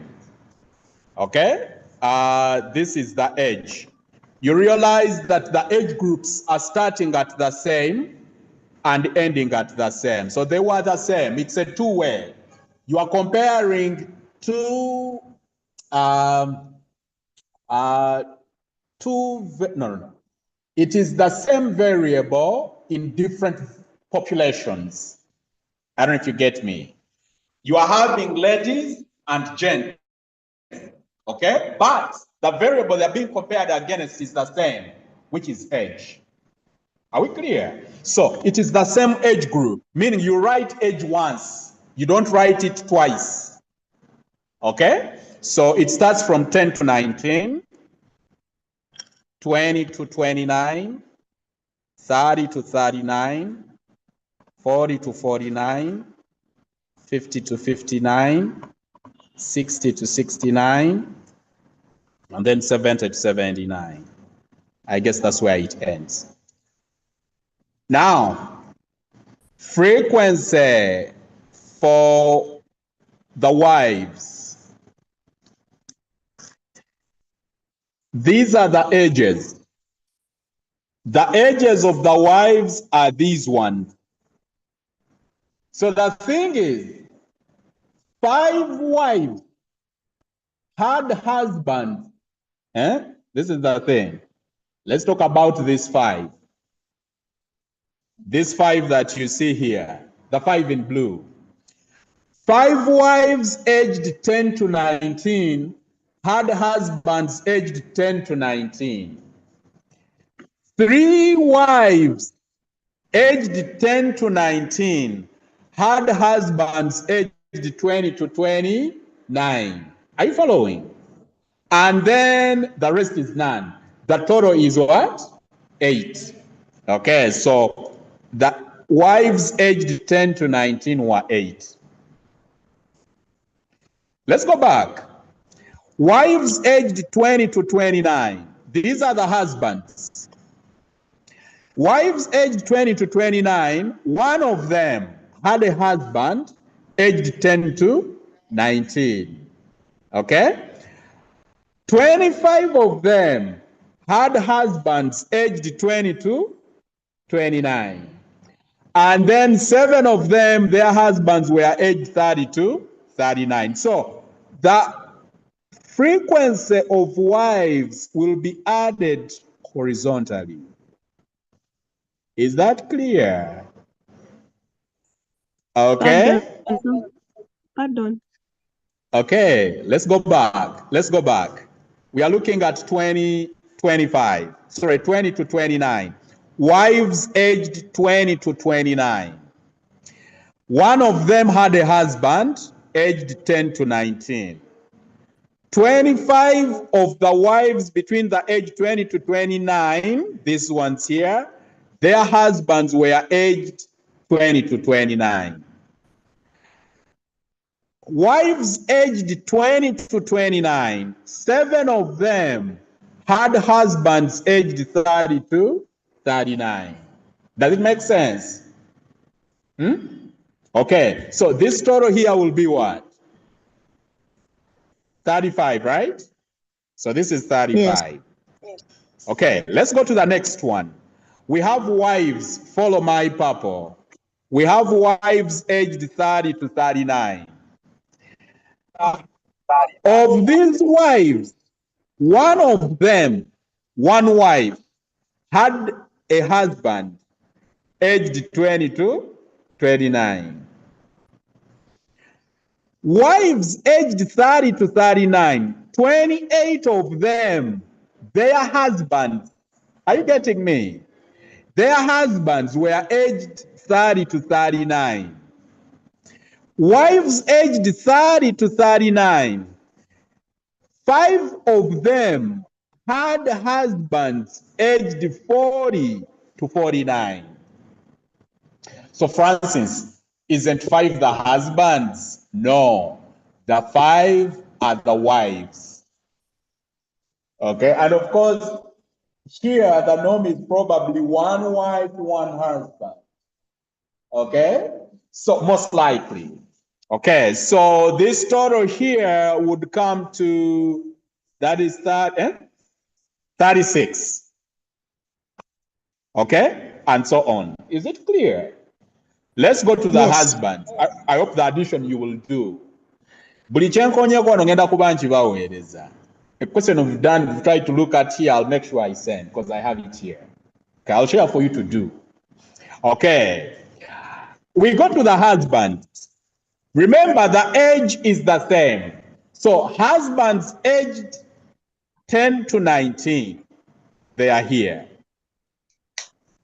5 of them had wives aged 10 to 19.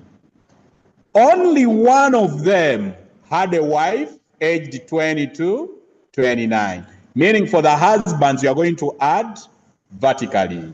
Okay, so frequency husbands, frequency wives. The wives, you'll go horizontally as per their age group. Where the age group is, that is its frequency for that respective category. Okay? Where the class is. So a class of husbands aged 10 to 19, this is their frequency. 6. What is this? 30.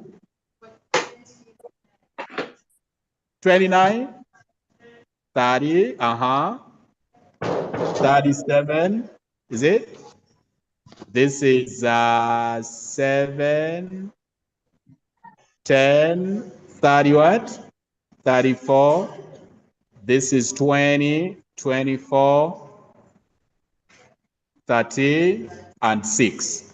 These frequencies, guys, must sum up to the same, like the total, okay? Do not get 151 and the other you have 152. They have told you 150 married couples, okay? So the 150 married, you should have 150 wives and 150 male or husbands. Is it clear? So one shouldn't be bigger than the other. Okay.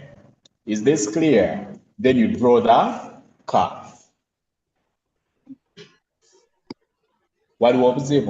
It's a polygon. They asked for a polygon, a frequency polygon. So there will be 2 frequency polygons in the same Excuse me, graph. sir. Okay. Yes, please. I'm seeing some class between 59 to 59. Is it a Yeah, I don't know if anyone has an original paper. Sometimes when you photocopy, that's what happens. Or at times the challenge is from the examiner, but that's the 59. That means the examiner must have 2 guides. Okay? Yeah. There was a mistake here. Okay.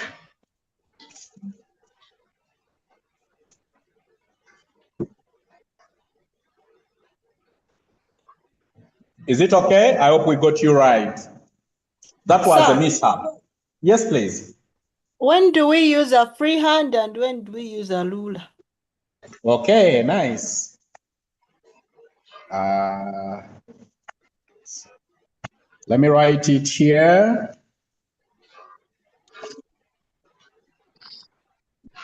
And please, all diagrams should be in pencil. All diagrams should be in pencil. Other than those diagrams for probability, where you are doing a normal distribution and a t-distribution. Literally, some people have answers offhand. They know for 2-tailed at 5%, this is the figure. 1-tailed at 5%, this is the figure. So they don't need that little analysis. But those you can use a pen. But to be consistent, maintain pencil. Okay? Okay, so for the curve, it's a freehand. For a polygon, we use a rule. Okay, that's it, meaning straight lines.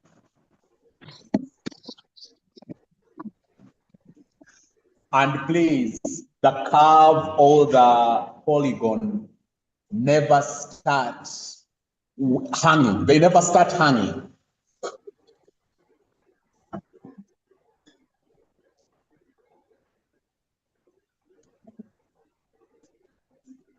It doesn't hang. It should close. The curve and the polygon, they must close. Okay? It's only the cumulative frequency that hangs at the end. Okay? The cumulative frequency curve is the one that hangs at the end. It doesn't come back to close. Okay? A cumulative frequency curve hangs at the end. And down it starts. It starts. Yeah, starts from the line because cumulative frequency must start from 0. Okay? You look for a class where you have a 0 and then you move up. Okay. The histogram. Okay? The histogram, mainly where classes are uneven.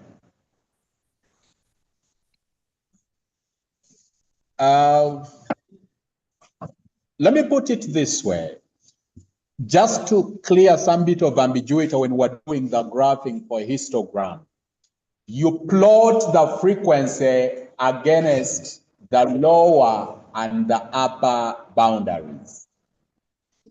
Literally, when I say that, is that the lines must match to that frequency. I don't know if we can.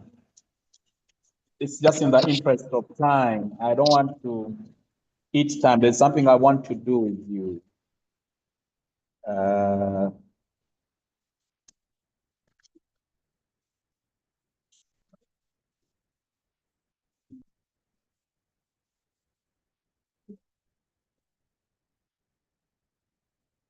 Okay, there are open classes here, which I can use as an example. March 2021.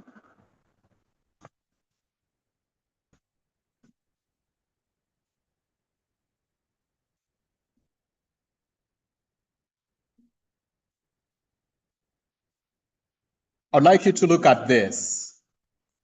Okay, I know I showed it to you one time, but it has open ends.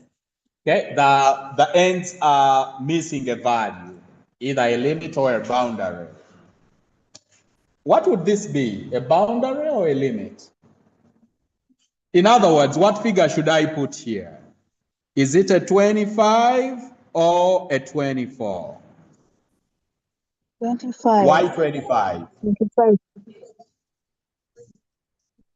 For the classes to be? Okay. Go ahead.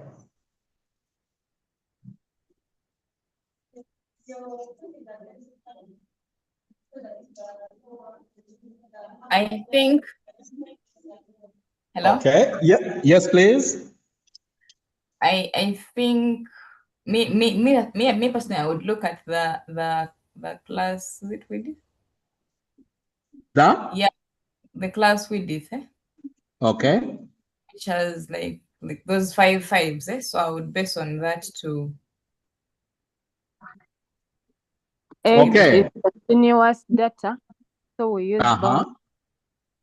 Thank you. Age is continuous, like she said here in class as well.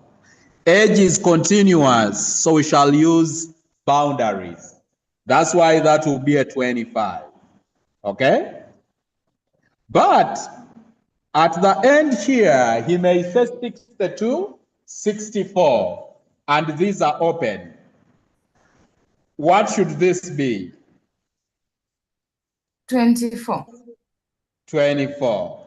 There's a person who said, because this is 5, she will write 25. The difference is 5. Remember, for limits, when you subtract, you add a what? A 1. So it still makes it a 5. Are we clear? So if this is 64 and this is a 24, this would be a 29. The difference is still a 5. Do you get it? Yeah. Okay? That is for the limits. But we are taking a 25 because age is continuous data. Okay? Age is continuous. Guys, if they were talking about number of cars, this would be 20 to 24 because cars are countable. Are we clear? Okay. Then the examiner may be talking of cars, but this last class is ending with a 65. Then we talk about uniformity. Are we together? The data set must be uniform. That as I go in the different bands, I should meet similar bands like they were in the previous class. If I met a 20 to 25, 25 to 30, when I go in 30, I should have a 30 to 35. Hence, it's uniform with the 20s. Are we clear? Okay, what did I want to show? What I wanted to show you is a histogram. If you're going to plot a histogram, what happens? So for the histogram, you'll have these very classes, okay? You do not necessarily have to introduce the class with the lowest value and the lowest class with frequency 0 and the highest with frequency 0. It's as simple as this, that when I'm plotting a histogram, I'm going to use a bar. Now that first class, its bar will stay on the ground. It won't come out, okay? So I don't need that class. Literally, it is this, just to illustrate.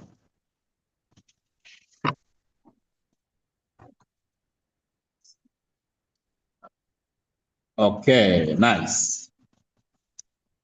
So my classes are starting from 20 to 25. Between 0 and 20, there is nothing. You do a 1 centimeter zigzag. Even if your scale is using 2 centimeters for a class, do 1 centimeter for a zigzag. And then we shall start with a 25 here. A 20. Then a 25, 30, Gano. Yeah, I think it is. 30, 35, 40, 45, and 50. Our frequencies are running up to 14. On the vertical, you go up to 27. So you'll have 1 centimeter for a class. Okay, because the vertical is up to 14, which is more than half of 27. Hope you get me. Okay, yeah.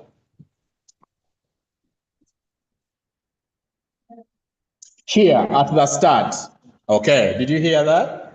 If she placed the 20 here, then you need to show the 2 axes. So when you draw that, you need to show him that the 20 is here, but this is where the 0 is for the vertical. Your origin is having 2 values. It's having a 0 and a 20. So when you write 20 for the lower axis, write 0 for the vertical. That's what you do. So you'll need to show that too. Okay? But to avoid all that, the zigzag really helps. Yeah, you just go by the zigzag. I would think it's much cheaper. Yeah. Okay, so guys, all I'm trying to show is that for our first class 20 to 25, we go to 4. So let's say this is 2, 4, 6, 8, 10, 12, and 14. So this first class will go to 4. The next class will go to 6. The next class goes to 11. My concern is on this. Okay, it starts from, you use the very classes, in other words. You don't need the other class. The other class are needed when you are drawing a polygon or a frequency curve. Is it clear?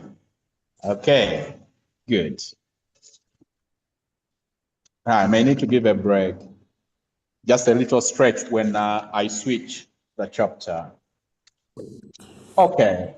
Kindly let's go to highlights of a cumulative frequency. Cumulative frequency. Excuse me, sir. Yes, please. What if when the class intervals are different? What if they are different? Yeah, thank you. I keep forgetting it. I wanted to check for a question here. I don't know if someone has a question for my sitting where they were different. Yes. Yeah? Which one?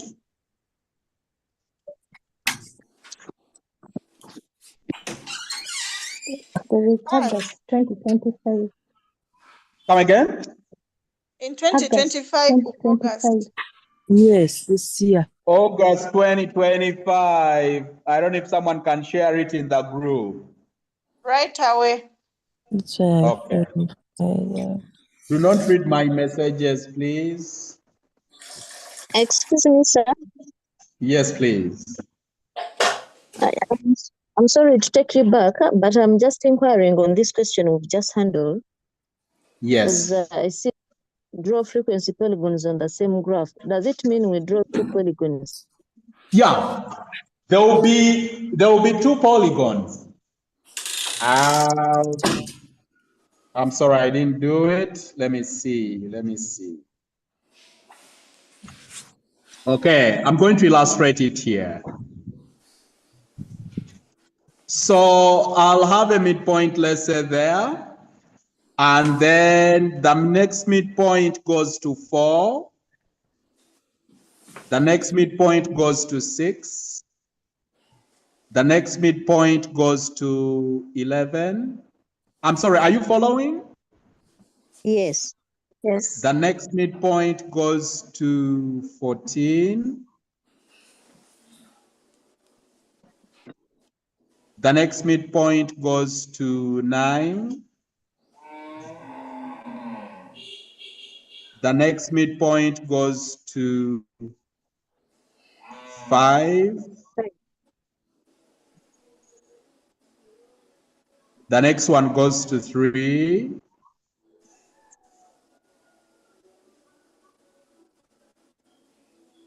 The last one goes to 0, okay? Right here. So when it came to school A, the frequency, the class with the the highest class with frequency 0 was given. But the lowest class with frequency 0 was not given. It was due to introduce it. And then for school B, they did the opposite. Okay, so let's join the points.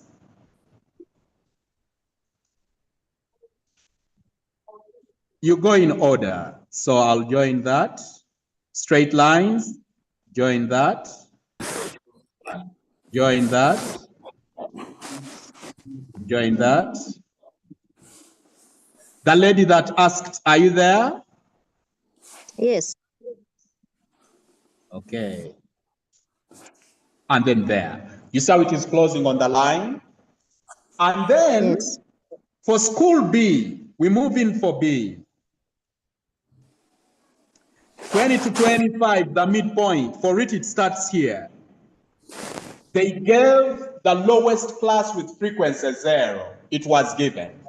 Okay. And then 25 to that is 2. 30 to 35 is 4. 35 to 40 is 7. 40 to 45 is 11.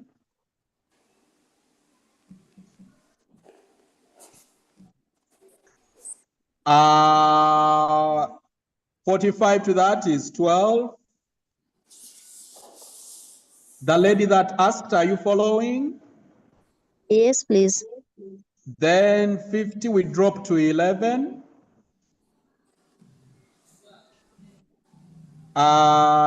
Then 8.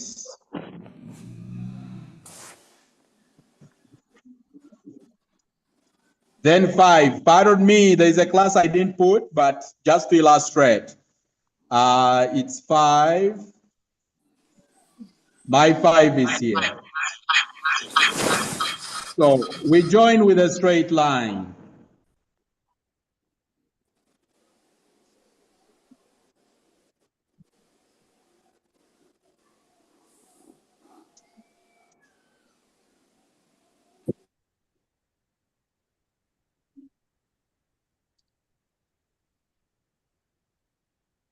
Okay, and then this will go to close with 0 on the curve if it extended. The lady that asked, are you there? Yes, please. So that's how they will appear like. I'm going to send you these questions you try out. Fortunately or unfortunately. Okay, so now he says, comment on your result. When you look at this graph, at these two graphs, there is a huge disparity. You see that? Yes. Between the two age groups. Okay? There is where you have more ladies in a given age group than the men. The age group in school A and B. So in a particular school, you have more students in a given age group than the other school. Okay, so you would say there is a very big variation between the two age groups for the two schools, between the age groups in the two schools. Is that okay? And you can be specific. Come here and say, look at this, between 30 to 35. In school A, there were 11. Here, there were only. Look at this, 12 and 5. Then 11 and 5.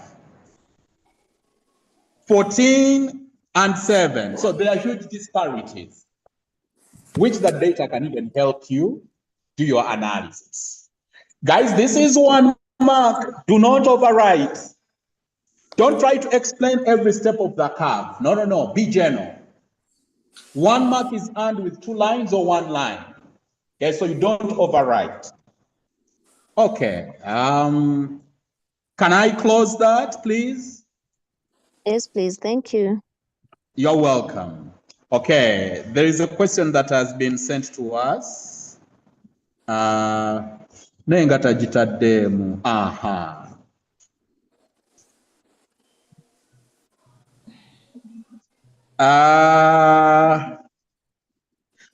Well, for this one, this was cumulative frequency. The cumulative frequency distribution has no problem with uneven classes.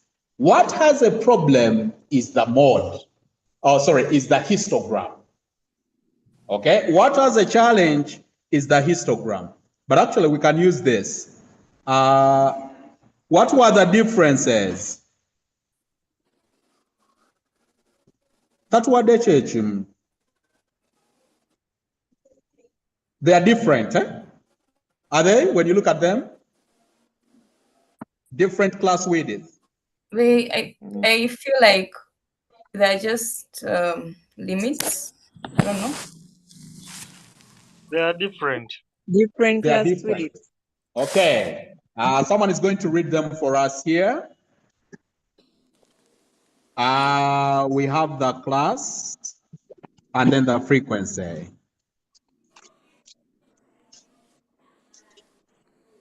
May you please read the classes for us? 148 to 157. 158 to 167. 168 to 172. Yes. 173 to 177. Yeah. 178 to 187. Is that all? 188 to 207. How many more classes? 1 to go. More two. Come again? Two classes. 2 more. Yeah. Okay, I need to be.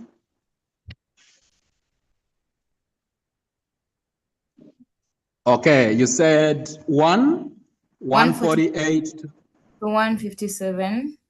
Okay. 158 to 167. Yeah. 167 to 172. 173 Come to again. 168 or 167? 168 to 172. Okay, keep going. 173 to 177. Yeah. 178 to 187. Yes. 188 to 207. Yes. And lastly, 208 to 217. Okay. The frequency. So, as the frequencies are 8, 12, 17, 14, 30, 16, 3. Yeah. like that? Yeah. Okay. So guys, assume they want us to draw a histogram for this. Okay, where classes are uneven. So you will need what we call a frequency density. So the frequency density is equal to frequency over the class width. Okay, so we need the class width here.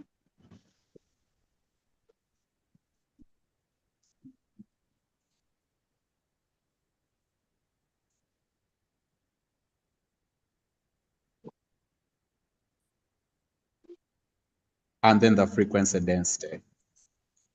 Okay, what's the class width for the first one?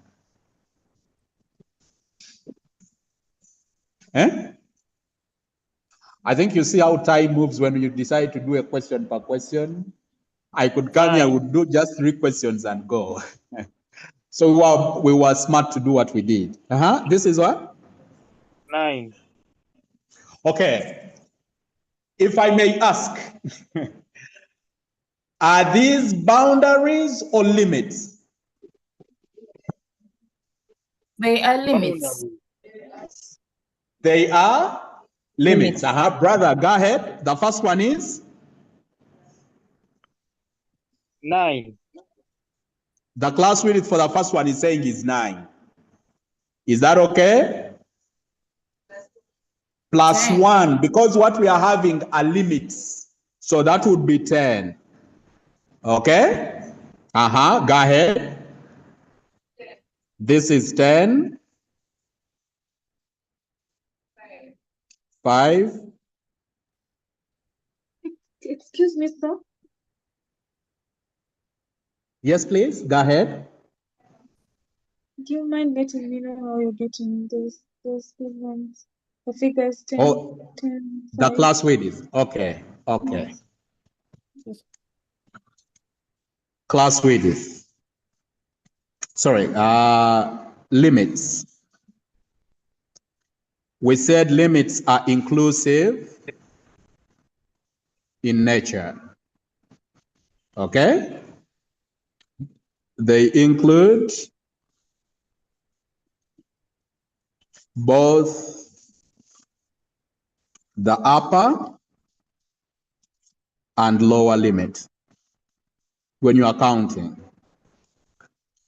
So now what we are saying, when you subtract 157 minus 148, you are moving from 148 to 157. Both the lower limit and the upper limit are included. So 157 minus 148 gets us 9. You add a 1 to include the upper limits. Let me give you an example. If someone was at college in 19, I think, high school, that was S5, S6, 1980, I think it was 1980, 1990. When was I there? Okay, let's just assume, because I keep forgetting. Let's say 1992, I guess, to 1993. How many years was he in college for his advanced level? Eh? There would be 2 years. What did you do? What did you do to get to?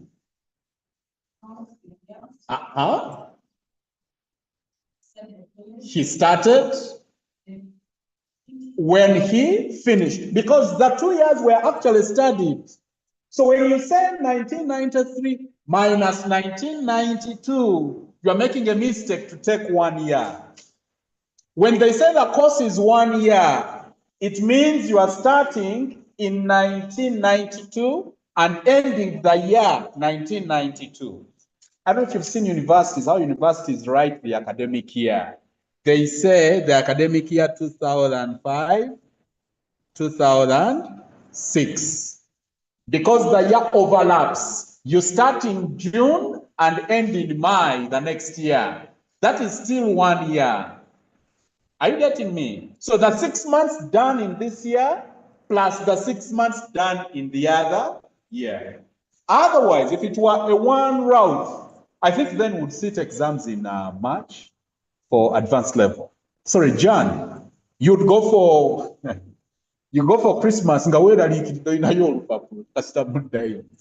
Exams were being done in March or Jan. I remember one of the two. So your year would overlap. Okay, until they switched it. So when you are counting, you count end of period. So that is the inclusivity. The lady that asked, does it make sense to you? Yes, please. Thank you so much. Yeah, now, for boundaries, you exclude either of them. Either the upper boundary or the lower boundary. That's why when you subtract for boundaries, you do not add a 1. You do not add a 1, Bajajigata. And you see when you talk of something, someone remembers it, either positively or negative. Kindly, it's in limits where we add a 1. Okay, this will be what? 5, 10.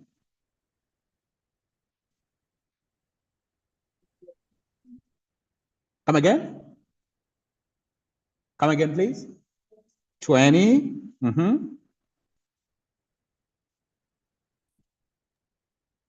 10. 10. Okay. Now, what the frequency density does, it's like computing an area. How many points, how many percentage points are in that class?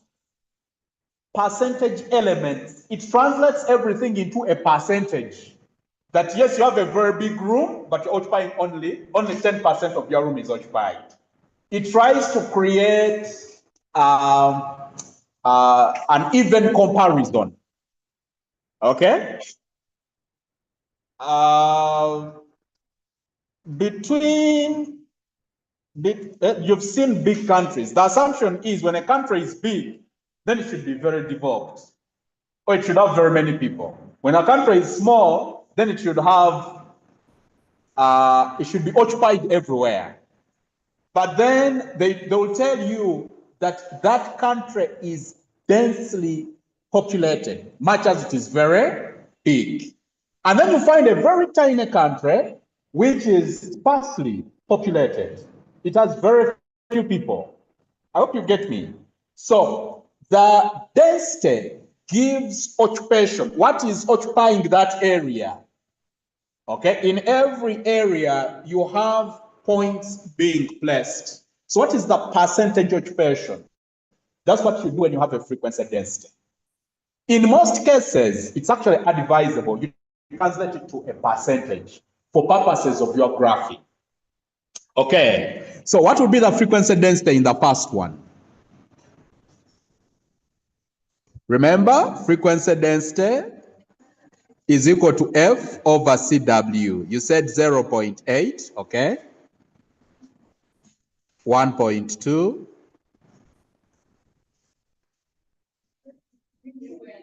Come again? 3.4. 2.8. 3. 3. 0.8. 0.8. And 0.3. 0.3. Now, when someone tells you to plot this and it has decimals, it will present a challenge. What you do, translate to a percentage. Okay? Or you can see, how many decimal places is it? It's one decimal place multiplied by 10. Am I with you? You may not necessarily have it in percentage, but multiply by 10. Why you multiply by 10 is to kill the effect of a decimal figure. Okay? So if I'm to go by the percentage, it's almost the same. Okay? So I can say percentage. This is 80, 120, 340, 28, 300. This is 80, and this is what? 30, right? So we are going to plot it here. Yeah, guys, we're going to go for a break.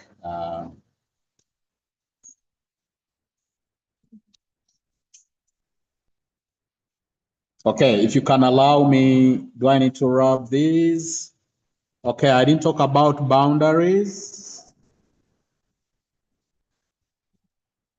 These are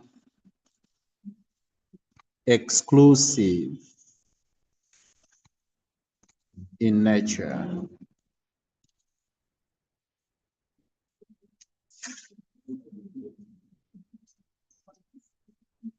Okay, I'll pick this and that.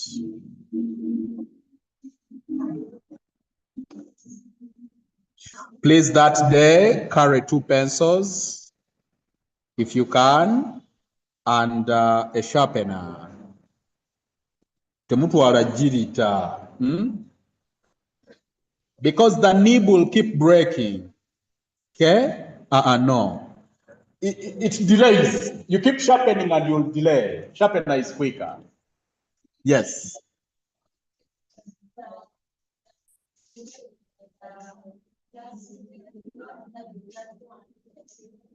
If you just get,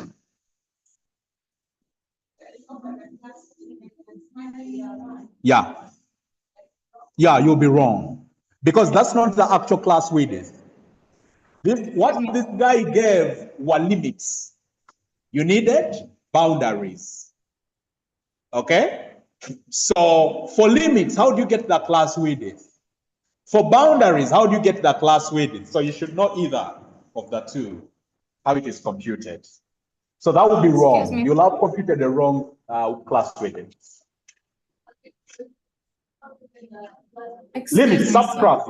Upper limit minus lower limit plus 1. The way she did the one for school, it is the otherwise. You do nothing. Yeah. Boundaries, you go direct. Because they exclude either the upper boundary or the lower boundary. So one of them is not added. Okay? Yeah, one of them is excluded. Okay. Excuse me. If you want to understand boundaries, when you construct a perimeter wall, you've cut off the other person and you've demarcated. That's the farthest you can go. Now, when the other person wants to construct their fence, it will be disturbing to see them trying to dig a foundation for a fence. Because you're going to share it. It's like no man's land for that boundary. So it's neither this side nor the other side. That's why some neighbors will be like, nkole finishing weno gokole oweri kyammeka nti kya siringi 2 nja kuleeta emu nawe leeta emu, and they share the cost. Yeah, that's why some people have been to their plots. He finds a neighbor is constructed here, another is constructed here, and another this side. Okay, it happens to someone in Nansana, only that they let the land go. This is what they had. There was a neighbor here, and they all constructed without even calling, can you guys come and we share the costs? No, everyone did their part. But this guy had to just close this. And that's it. Yeah, it was nice. It was nice. Okay, we move in. I said Nansana, at least not Nigeria. Hello. Yes, please, go ahead. What are we doing? Are we like what was the need for these percentages? And also the 2.8 is 280, not 28%. 280. Okay. Because I've been saying excuse me for long. You must be a manager somewhere. But manager sorry about it. Okay, guys, fast forward. She's asking, why did we need to translate these to percentages? If you are going to draw a graph with decimal points, it will disturb you. Placing these decimals is a challenge. And by the way, this is side work. This person, someone may multiply by 10. Okay, you can take this to be your side work. On the graph itself, you'll bring the decimal point. I don't know if you get me. Okay? Or you show that frequency density multiplied by 10. You scale it. Okay? Or you can call it percentage, actually. It's percentage frequency density. That also helps. Okay? You can use, if you're going to use 10, you don't need to show to the examiner because 10 is not a standard anywhere. But when you multiply by 100, it's a percentage. So you call it percentage frequency density. That one passes. Okay? So why we did that was to avoid the manipulation of decimal points. It gets a little harder. Other than when you have the whole numbers. Does it answer your query? Yes, thank you. Okay, you're welcome. Okay, so guys, together.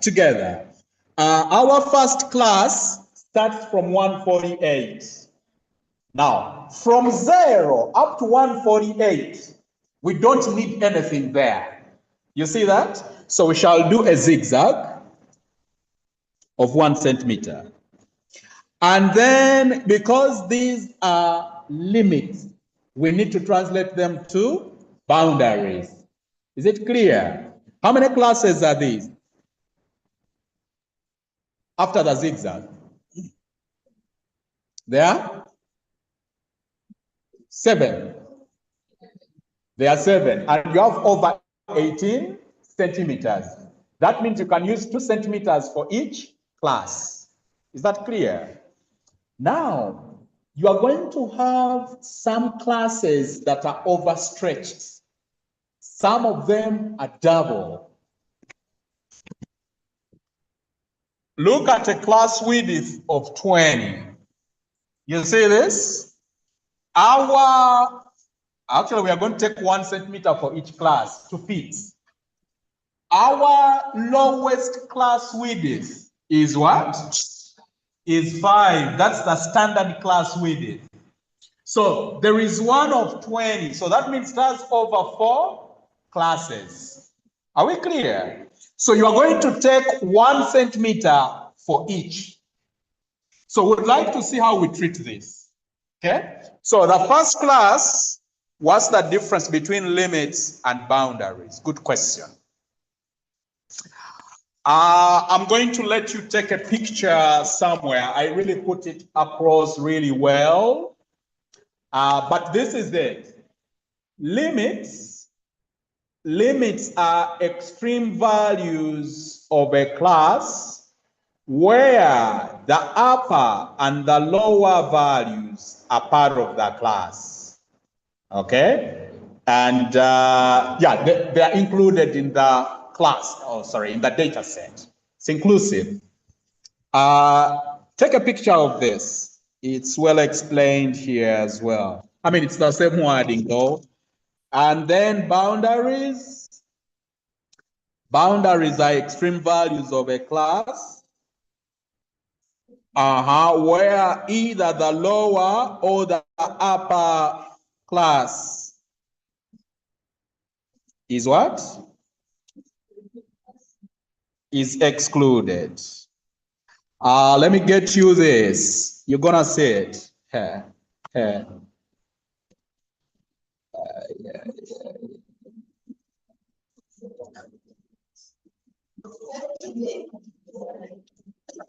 Guys, my notes were deleted.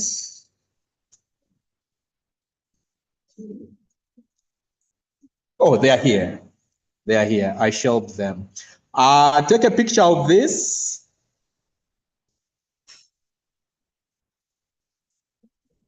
Here, oba ziri wa we twatandikira. Class 1.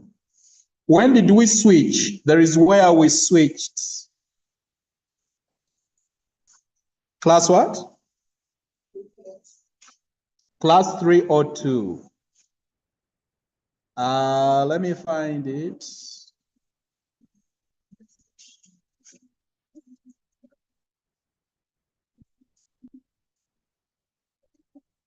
Monday class, yeah, we switched in October.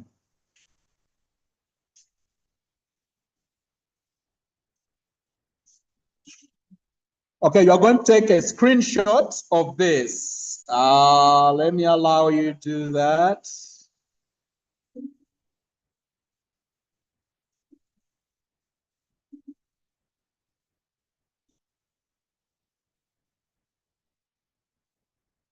Yeno kunyiga calculator for the geometric mean. Mukyabijjukira.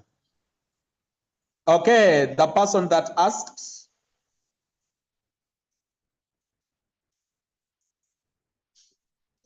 Take that little note, limits and boundaries.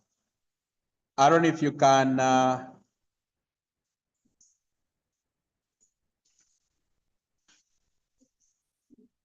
Does that help, please? If you can take a screenshot.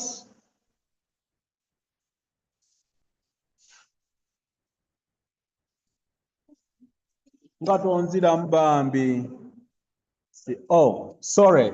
There were queries here. On instruction 3, does also mean each question, for instance, say, we answered that. Are all formulas for the examination given? Not necessarily. Not necessarily. There is when he gave a question to do with geometric mean, but he gave a formula for harmonic mean. So you may not have all the formulas. I'll be done. The question for Kai has been posted in the group. We shall check it. We're no longer hearing anything. We can't hear. What year was the question? Okay. This I'm going to share.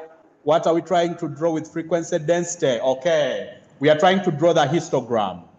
Hello, sir. There is a way you can share with us those notes. Which notes? Okay. I don't know which notes he's talking about. I think the ones we are making. Okay. Kindly, for some bit of communication, try to send your details to the class administrator. They should add us to the group, those who are not there. So you are added to the group where these notes will be shared for sure. Yeah. Okay, I hope the lady has taken that. I'd like to go back.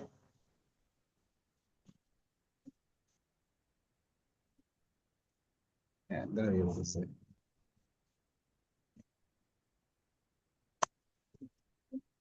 Okay, we are here. So we are drawing a histogram for uneven data.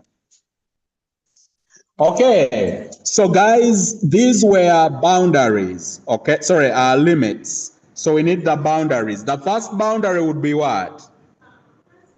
Yes.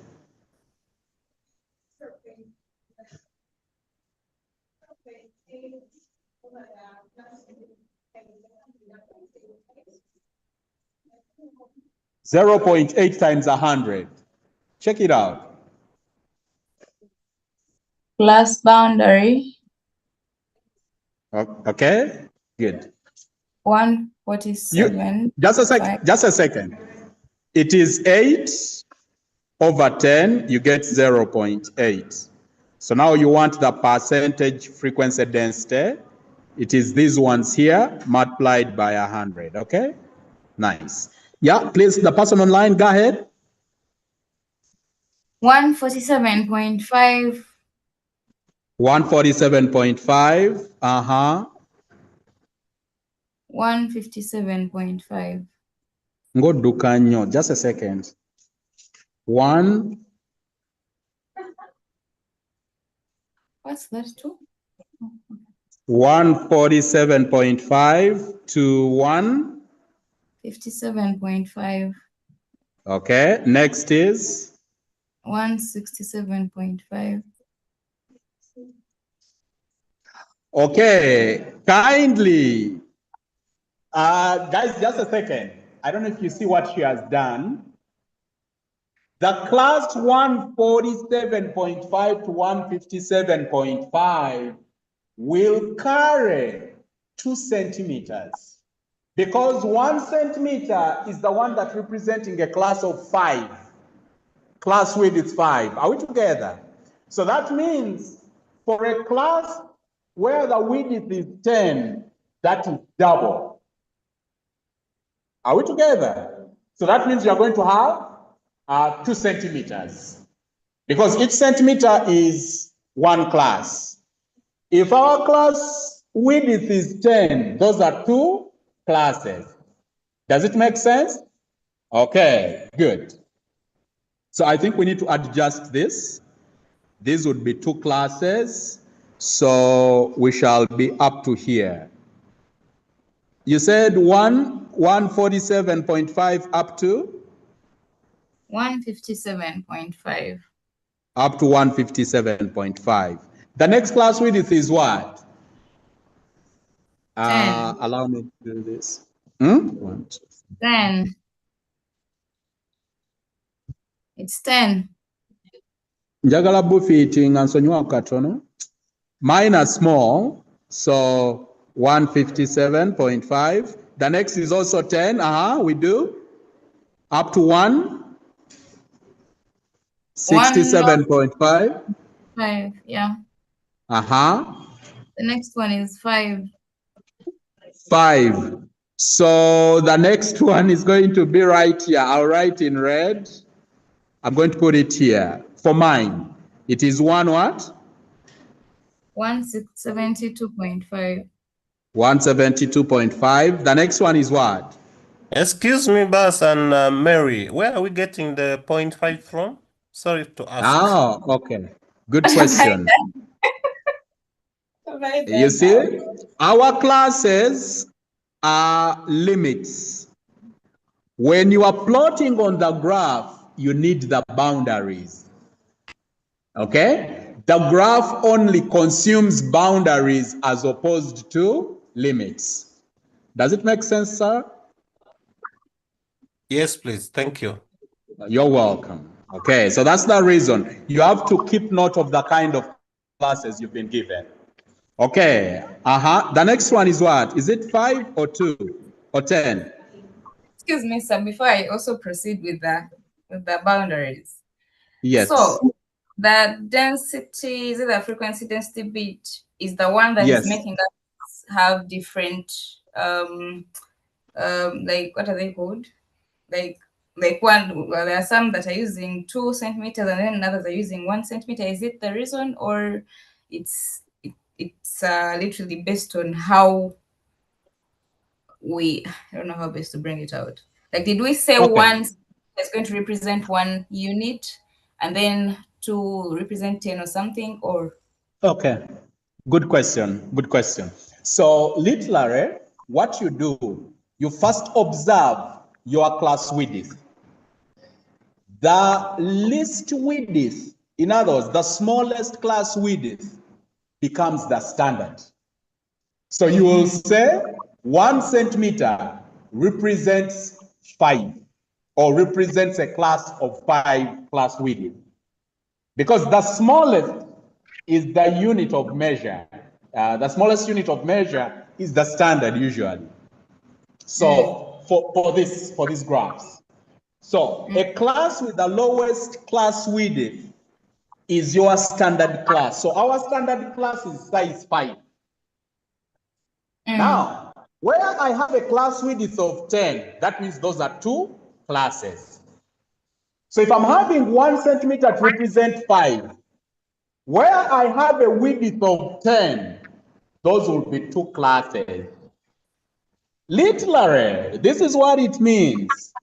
In this class, in this first class, you have 147.5 to 152.5, and then 152.5 to 157.5. Those are the 2 classes here. But the guy is trying to stretch it from 147.5 up to 157.5, where this is 5 units, and this is also 5 units. I don't know if that answers your query. Yeah, it does. Thank you. Okay, so there are 2 classes in one. One class is a double class. It's like combining the rooms. I don't know if you've seen it where you go to maybe rent a room and the room is too huge and the guy is charging it the same way, one is charging a double room. Okay, so it's just like that. One room is bigger than the other room where you have a double room. Okay, so you stretch it. Okay, the next class width is what? 177.5. No, what's the size? 5. It is 5. So that one will be here. 177.5. Guys, on your graph papers, it's shown better. Go ahead. 187.5. The next is 10, so it's double. 187.5. The next is 20. So The next is 20. So I have 4 centimeters. I'll count them. 1, 2, 3, 4. And I will write 207.5. Sorry. Okay? Now, even in the graphic, you are showing him that the sizes are different from my classes. I hope that's clear, guys. Do not have a one size fitting all, because this is to scale. Okay, this is to scale. Go ahead. The next one is 10 and 10. So this is 217.5. Yeah. And then oh, that's it. Okay, Yeah. Perfect. And then on the vertical, we are going to put the frequency density. Now, your lowest frequency density is what? 5. It is 30, okay, which is 0.3. So if it is 30, then would you do a zigzag? What scale would you use? 5. 1 centimeter represents 5. How many centimeters are you going to need for 340? No, divide and see. You could be right. 340 divided by 5.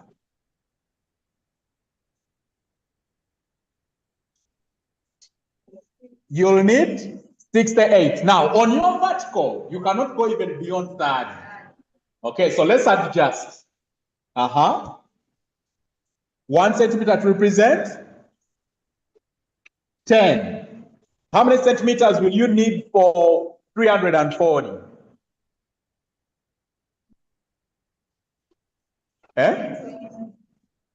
How many will you need? You need 34. You have only up to 27 or 26 on the vertical. Muchifuna. So what some people do, they do it the rudimentary way. Akwata buli centimeter nagamba kankitekeko 50-50.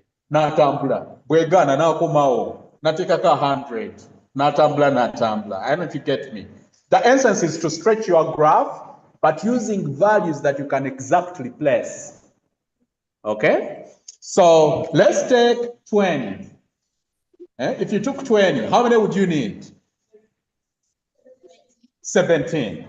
So 17 is more than half. Okay? So every 1 centimeter is 20. You want to use 50? 50 you'll take about 8, which is small. Okay? Or if you took for every 2 you have a 50. That's like 25. What is 340 divided by 25?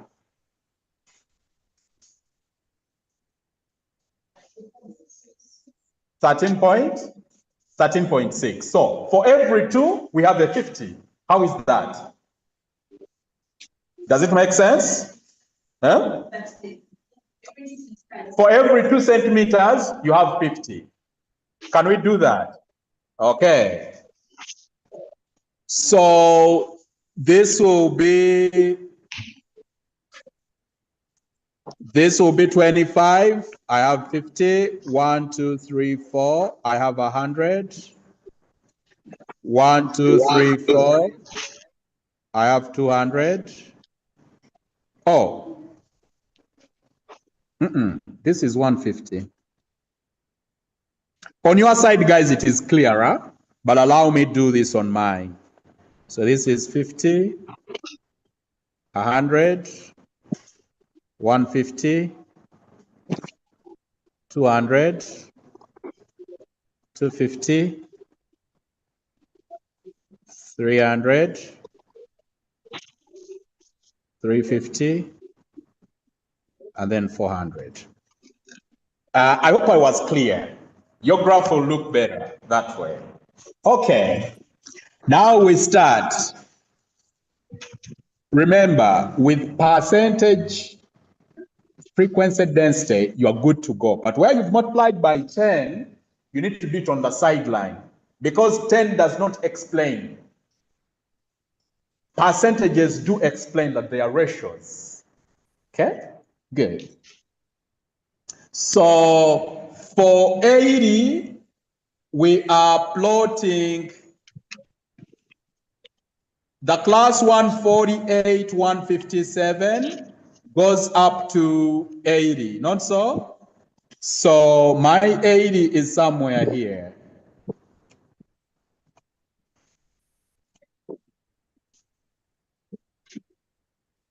This is 100, 75.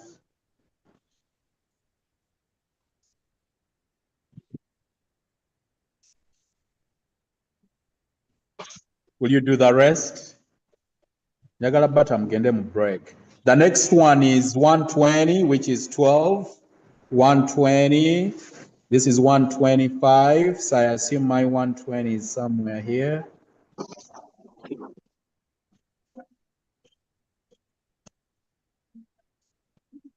Okay. Next is 340, but it's just 1, so 340 is somewhere here.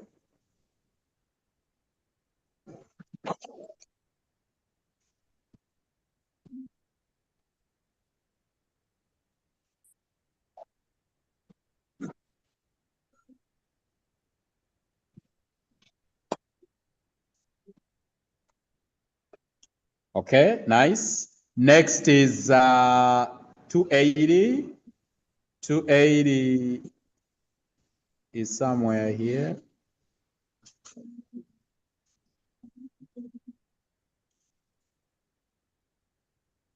Next is 300. 300 is somewhere here.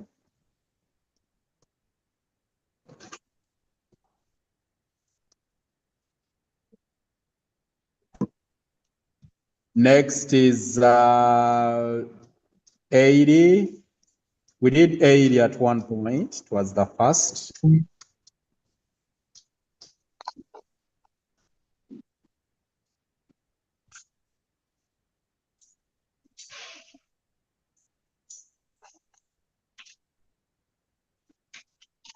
And then 30. 30 is here.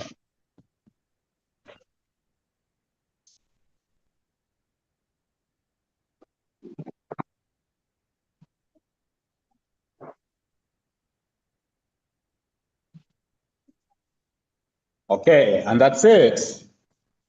Okay.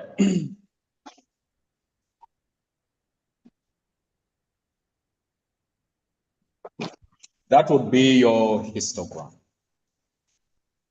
Guys, I hope I'm clear. Now, if you wanted to find the mode, you remember what we did? Look out for the model bar, and then you plot it. Okay? Frequency curve? Yeah, it will be the same concept. The beauty with the other is that you are not doing the bars. You are doing the frequency against the midpoint. So it's quicker. Yeah, it's quicker. You will not need the frequency density. Okay, it is direct frequency against the midpoint. Yeah. Okay. Good.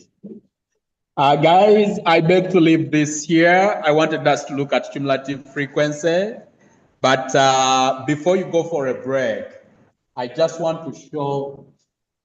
What have you found? But it's nice. Wherever I started at, I gave what I needed. Which class do you have after lunch? Do you have another one? Oh, you have tax. Okay, I'll be done.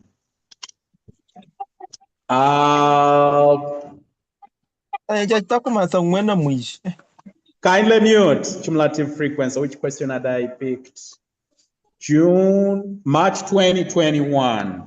And this is what I want to show you.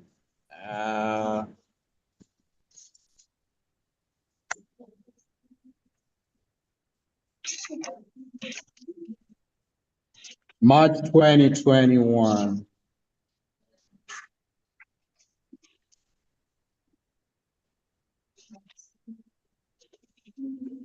No.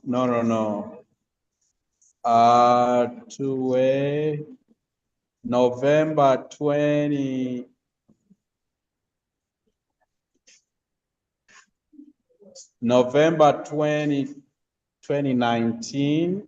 Is it what we were doing?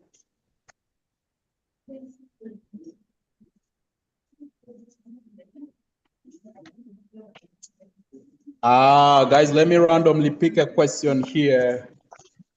I can't find it. Okay, I'll use August 2023 to explain what I want.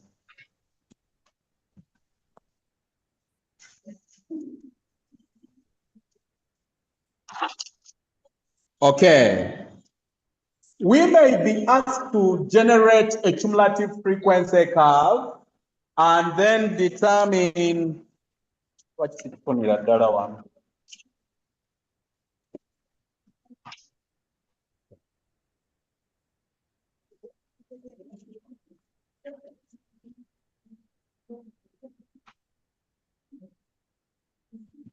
Oh, okay. There's a question here for December, actually. December 2022.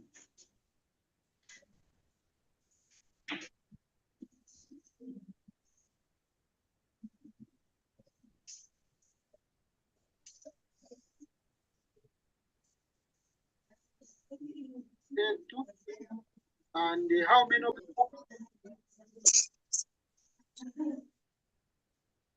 I think I don't have, oh, it's here.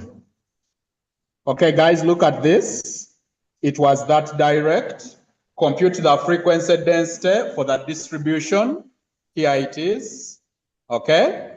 and then construct a histogram for the distribution. That's what we just did.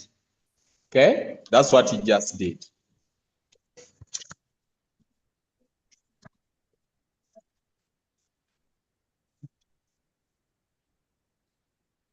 Give me a minute, guys. There's something I want to pick.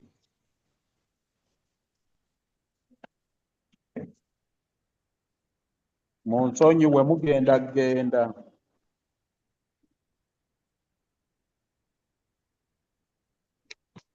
Aha. What is that?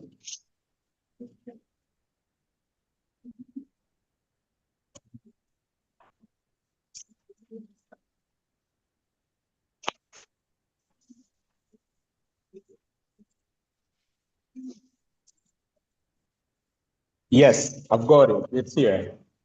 It's here. My 2019. My 2019. Okay, guys, here is the question.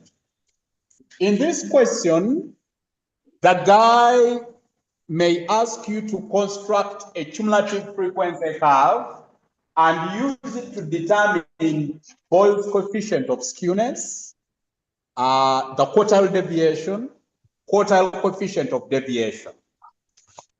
My issue is not with you drawing the curve. I know you know how to. Okay, but this is the issue. When you draw the curve, we need cumulative frequencies. Are we together? Now, to have Boyle's coefficient, we are saying it is Q3 plus Q1 minus twice over Q3 minus Q1. Listen, what people do, what is Q3? Q3 is what? The upper quartile. It is 75% of what? Cumulative frequency. Guys, what's our total here for the cumulative frequency? 75 out of 100 times what? 90? 92. What do you get?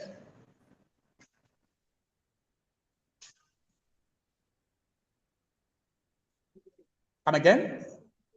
69. Listen, 69 is a position. It is not the upper quartile. What people do, what's FN? Come again, brother. I've not understood. Understand. What does he mean? FN. I think in that way, Did I write it? 7. Oh, 75% of N. Sorry. Not Fn. This of N, it is summation F. N is summation F. Pardon me for that. So, guys, what happens is that when people get this figure, it's what they would like to put in the formula. That's wrong. This figure here is a position. So you are supposed to go to the curve. Remember, you've already drawn it. You have the cumulative values, maybe 10, 20. Let me use 20s. Maybe 20, 40, 60, 80, 100, 120, and so on. It should start from here. Okay. Now, you go to the curve and look for where 69 is. You will draw a line, assume it's that one there, and then come a horizontal. This will be your Q3. Guys, are we at par? Okay. Do the same for Q1. Q1 is 25%. So its position X is 25 out of 100 times 92. What do you get? Simple. Generally, muchacha mali 2 hours ago. Come again? 23. So 23 is somewhere here. We draw the line, touch the curve. This is Q1. And then Q2, we all know it is 50% of N. So the X is 50 out of 100 times 92. Your X will be 41, 46. We come here. Kindly mute, guys. And this will be our Q2. So these figures here must be part of the variable. They should be part of the variable. So assume our Q1 was maybe 32, Q2 maybe was a 48, Q3 maybe was a 66. These are the figures. You come to the formula and fill in. Q3 is 66 plus Q2, which is 48. Oh, sorry. Q1, which is 32, minus 2 times 48, divided by 66 plus, sorry, minus 32. Okay?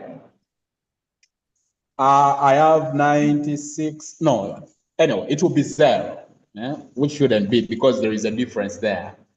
But I just wanted to exemplify. Let me make this a 70. Maybe 72. Just as an illustration. Okay?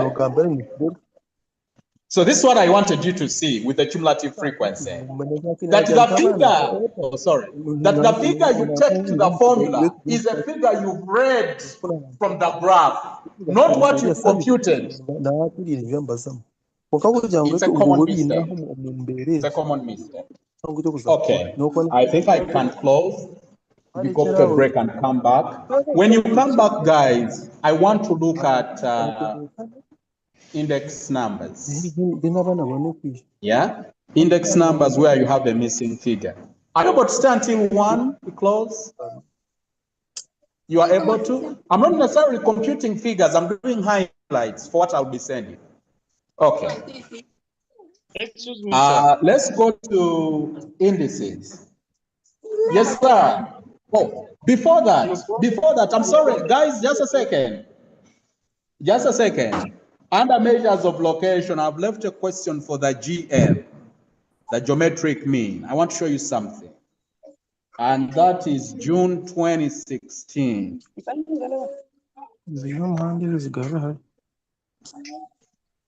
Guys, we can hear you. Kindly mute. Okay. This question here, meanwhile, my assumption is you are reading the theoretical things questionnaire interview. Those are 2 marks. F4, Yazuana 4. Sampling method. Kindly help us with the last histogram. I want to take a screenshot. Okay, Esther, I will do that. I'll do that. What's the formula for geometric mean? GM is equal to the ant log of summation F log of what? Log of X divided by summation of what?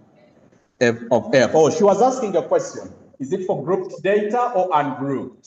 So it can be grouped of frequency data. So this is frequency data, where you have the frequencies, but ungrouped data. Yeah, treatment is the same, only that for grouped data, your X is the mid what? The midpoint. This is for groups. And where you have ungrouped, X are the data values. ungrouped, but they share the formula. Are we at par? I just need you to help me, and you're going to perform this, and we are good to go. Okay, I'll let it be. Guys, please mute. Yeah, kindly mute. Can someone help us? Which one is our x? Remember, our table will go this way. X, log x, f log what? X. Tell me, what is our x? The concentration. Okay. Can someone get us the log of the first value? The log of the first value. This is 0.03125, 0.0625. I know you'll fear to give it to us. You think you've made a mistake. Now, what do you get? Negative 0.5. And then this one?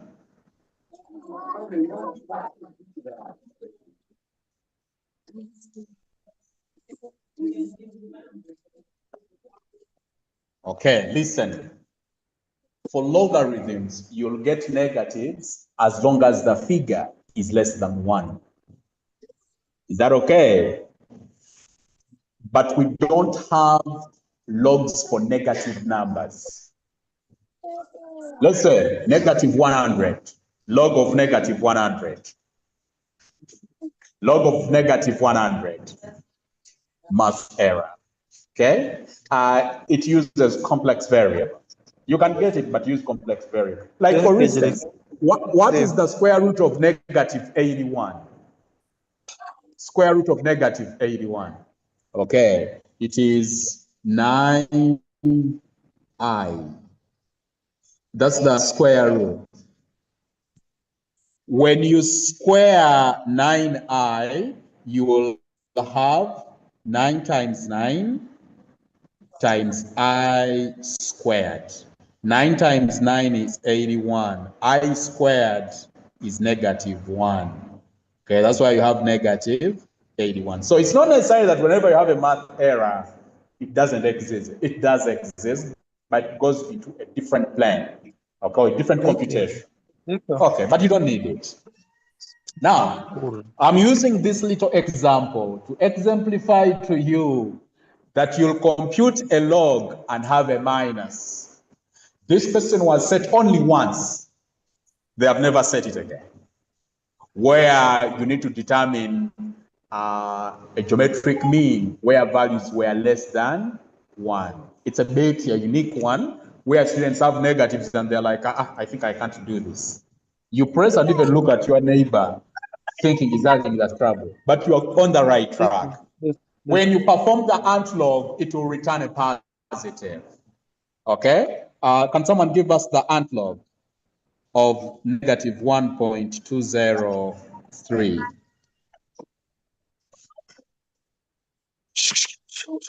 Babinyiga batya ku calculator. Ojja kuwulira olutalo ku Friday. It's at 0.062 6. You see how it's close to this? Okay? Because they were related. Okay, sounds good. Let's go to the index value. But how did you get that? How did you get the what? 0.0. The ant log? Yes, yes. Okay. On your calculator, you have the log button. Do you see it? Do you see it? Yes. Yes. And then on top of it, there is a 10x. Do you see it? Yes.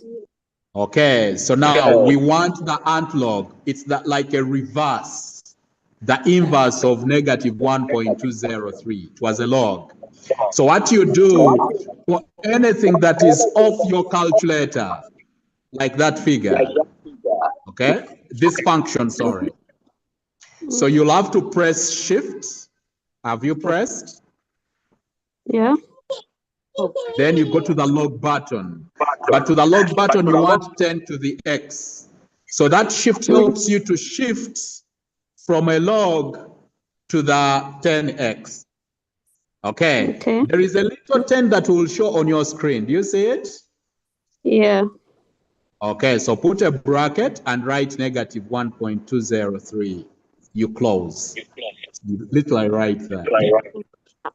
What do you get? Yeah, same answer. Okay. And then, guys, let's also close this once and for all. You're welcome. Can we divide? Yes, please. Back to that question. So the geometric mean of that question was in negative. No, it will be a positive. Okay. You see why I told you to determine this figure here? I was showing you that you're going to walk through and you'll get a negative where you need the ant log.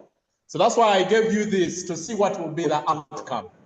Okay? Your outcome will be positive when you perform the ant log of the negative. Is it okay? Right. Yes, please. Oh, yeah. Sure. Okay, guys, quickly. Press your calculators. Let's have 70 so you can see how this is done. I know some of you already know.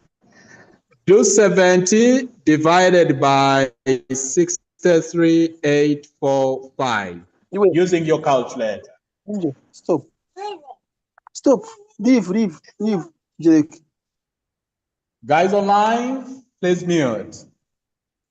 Have you pressed? You're going to get different answers which are the same. You are going to get different answers that are the same. That are similar. That are the same actually, not just similar. So what did you get? Is there someone with 1 point something? No. 1 point. It's Times 0. 10 power negative. Negative what? -3. Okay, this is the standard form. So your calculator may do that mainly under probability. Okay, so you can easily translate it. You go to the mode what? The mode button. You press that, you leave the answer on and press that button until your screen reads fix, scientific, and norm. This is 1, 2, 3. Okay, so you press, your calculator has a button with mode, the word mode. You see it? Do you see it? Just close to the on button. Seen it? Close to the on button, there is a button written on mode. Yes. Seen it? It brings Okay, let's press it until our screen reads this. Until our screen reads science norm. Keep pressing. You don't need to remove the answer. Are we there? Yes. Okay, now press 3 because you want it in normal. It will bring you another screen which has 1 to 2, and then press 2. Okay? It should give you what she read for us. Does it make sense? Okay, so you do that mainly under probability. Some figures are smaller, or they have many decimal places. Okay.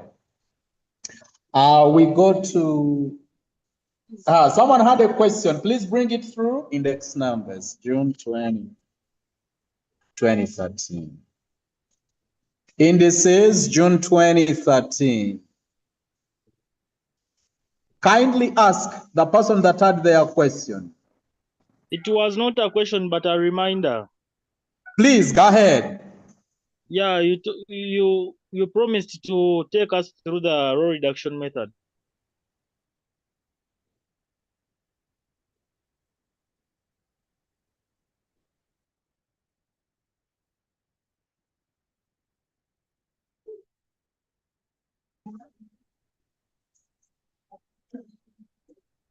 No, not people are wondering, why don't you forget? Okay. But what you to wait a bit, Bwana Peter. Okay, I'll do that. I'll do that, but I need to technically do it without losing you. So Peter, I may do this midweek. Okay. In the week, I would like to propose like 2 days when I go through our work.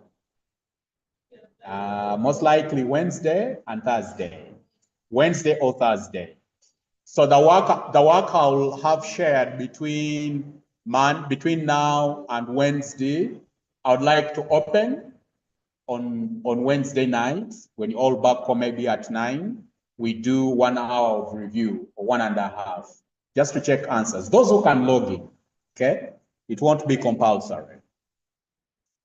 Okay, June 2013. Now, like that issue, it's nice he has brought it up, but I won't do it now. I'll do it in one of those engagements. Okay, I need to check on your answers and those who have failed to do anything. Okay, guys, this is my question. One of my questions for that day. Okay, one of my questions for that day. The Bureau recorded the following prices, and then using 2001 as the base year, the last pass index was 199. Find the value of X. Now, when we are talking of last par, we talk of the quantity index and the price index. When this guy was writing, he's talking about just last pass index. So was it price or the quantity? Are we together? So this is the thing. Always, sir, kindly share your contact. I will, for sure. I thought I had. I will. So, yenga siya bei, ndio yino kanjiteke wado. Yizo kweda vida. Okay, it is 0775 651 647 and then 0757 111 487. Kindly send me a hi requesting to be added to the group so that I don't need to send to one person. I send to the group and we all have it. Okay? I have a box number, I have an email, but I think these are better. This is WhatsApp. For quick responses, use that WhatsApp. And also this is on WhatsApp, but it is higgy. It's not really direct that I respond immediately. But this one here, I try to respond at least within a day. Within a day, I try to respond. You use the MTN, please. I hope you've got it. Okay, this was my major issue. Under indices, when the examiner is not specific about quantity or price, you go with price. Generally, it's the default, thank you. Usually, we never go to a shop and you ask a guy, kiloze vijanjalo inaomeka. Are we together? So you'll excite him. When you ask such a question, it's like, okay, those are dollar turning that bit. And then he's like, kilo nga bitano. Then you're like, kale mpimidayo kilo satu. The thing is, it doesn't make a lot of sense. We usually ask about the price. Oh, by the way, how much is a kilogram of beans? Rather than how many kgs do you have? So if it's not specific, go by the price index. Is that clear? And then number 2, here he has mentioned the best period. There is when he keeps quiet. He's quiet about the best period. So you need to take the prior period or prior year as the best. Then number 3, there's something he shared with me. I think was in August. The examiner added another year here. So he had 3 years. And he's telling people, assume this is 2006. Sorry, let me mute.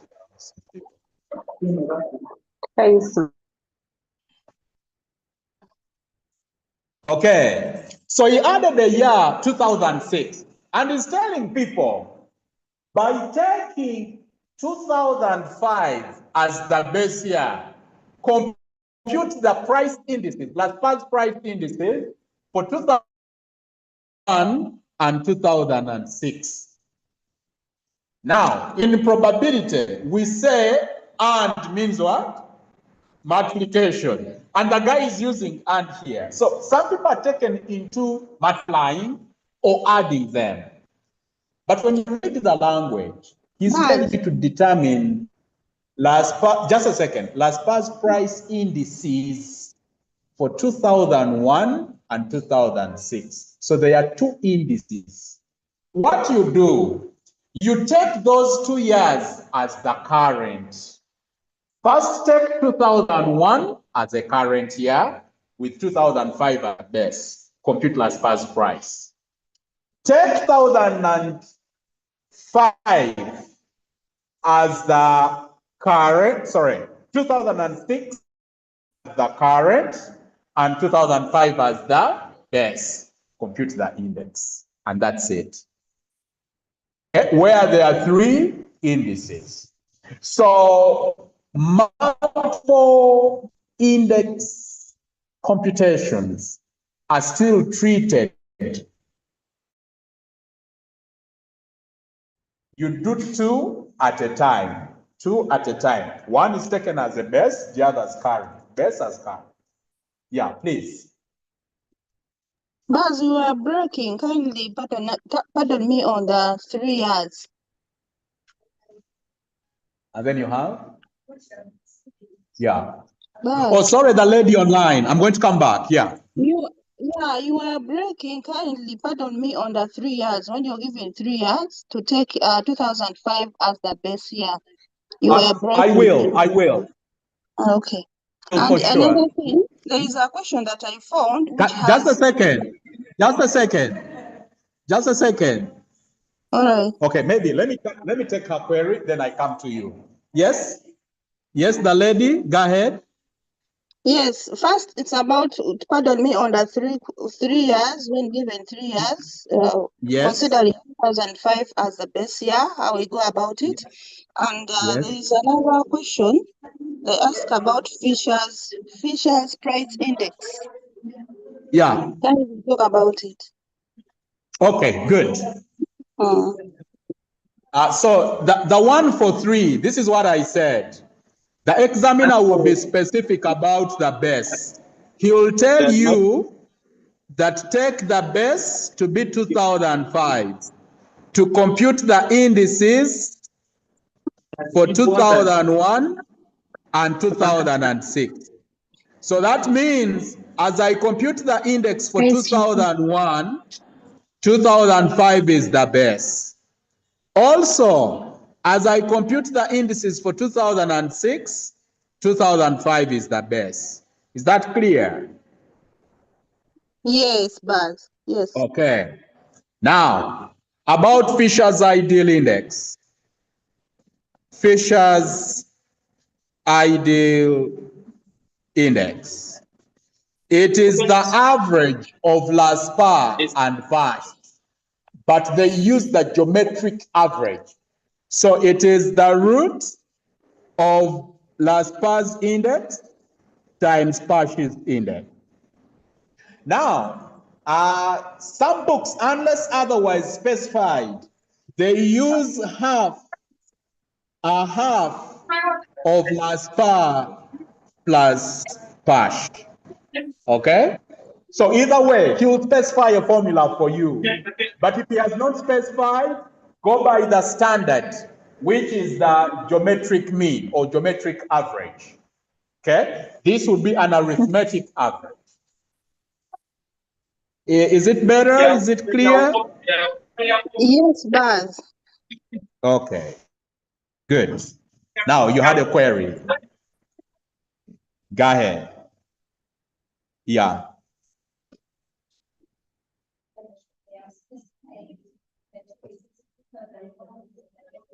Right. Yes.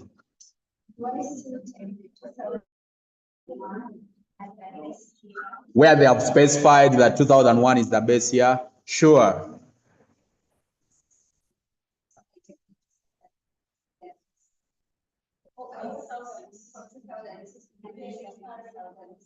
No. It will remain 2001. Yeah, it remains your year of comparison. Sure. Otherwise, you'd be using what you call the chain-based index. Yeah, the chain-based, the guy has to specify. You'll be using the most, the prior period, literally, if I should say that. You'll be using the recent prior period, if the word existed, the most current prior period. That's under the chain base. But if it doesn't, your starting year will cut across. It will be the base period. Yeah.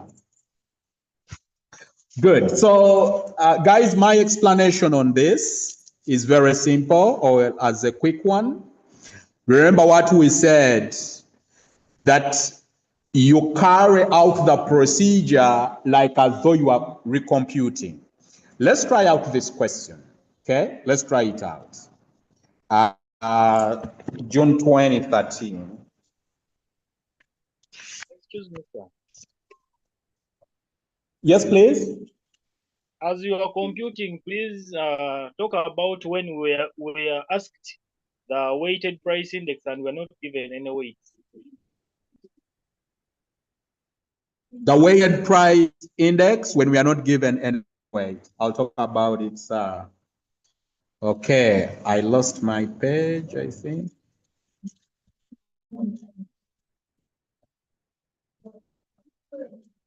You guys, where do you get these guts?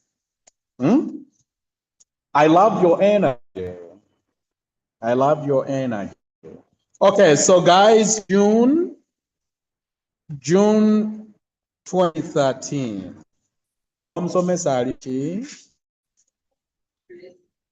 Little pressure, really.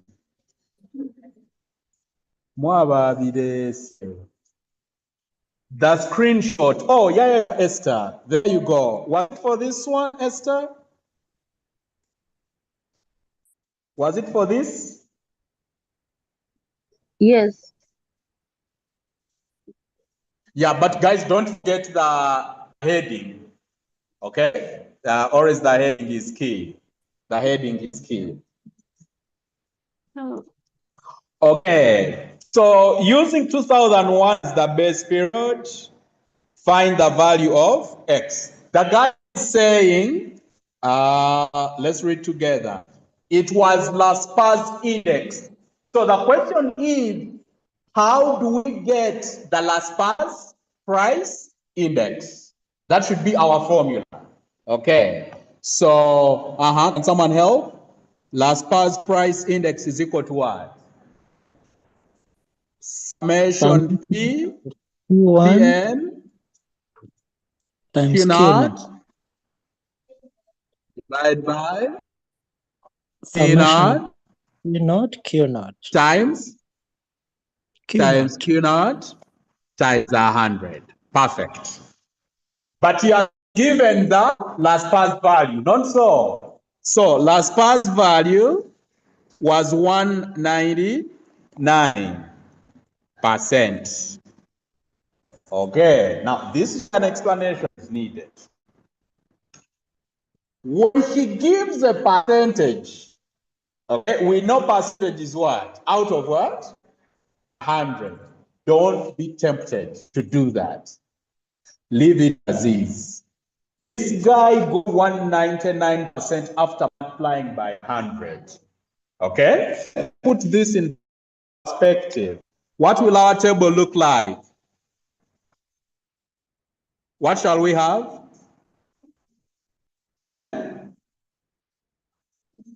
Quantity, which quantity? We shall have Q naught. Come again? Which P one? naught, P naught, P naught. and P1, Pn. Then Pn. You write what you only need, not everything. Okay, good. And we shall have Pn times Q naught, P naught times Q naught.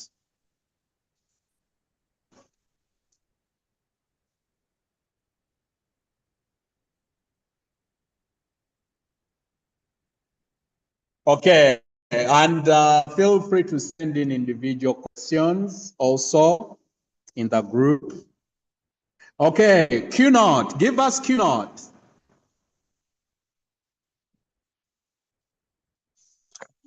Q naught is 2001, eh? So 200, we got an X and a 50, right? And then P naught, we have a 65. We got a 95 and 150.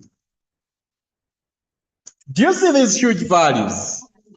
You can tell the examiner that all my values are in thousands. The only challenge would be how do you manipulate later? Okay, so you'd rather keep calm since there are few entries and work along the big figures. Okay, good. PN is what? 135, 160, 320. PNQ naught, what do you get? 27 million. Ngozo kugira ezitali sente. Nyingi. Isn't it a lot of money? 160,000 X. 7.5. Again, choko there. Have guys ever taken you around Wanonyetaka Hill lino lyaka mu kitundu when you are in Kololo or Naguru? If you're not careful, they are meaning millions USDs. Lino lyaka mu kitundu ayo plot yo ya 35 eri ya 15 150,000 USD. So, oh yeah. Oh yes, 150,000.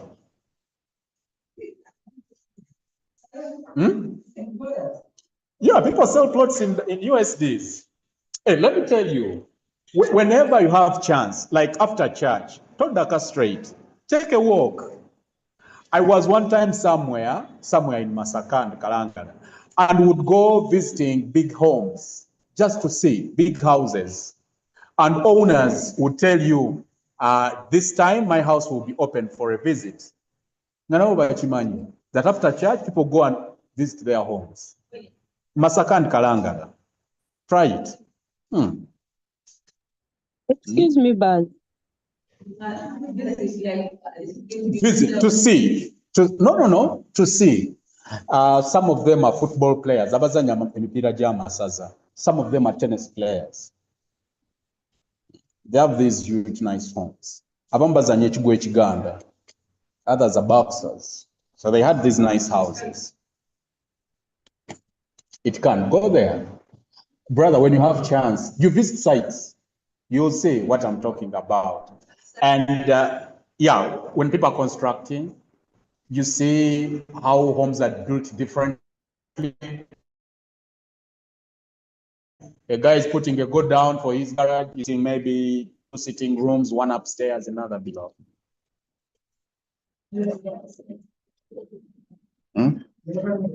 You'll have yours on the waterfront. Okay, guys together. Sorry, someone was asking something online. Yes. So first check that value of PNQN. Not 7. PNQ. It is 7.5. That's what she said. No, it is 16,000. 16? 16 million. 16 million. Okay, thank you very much.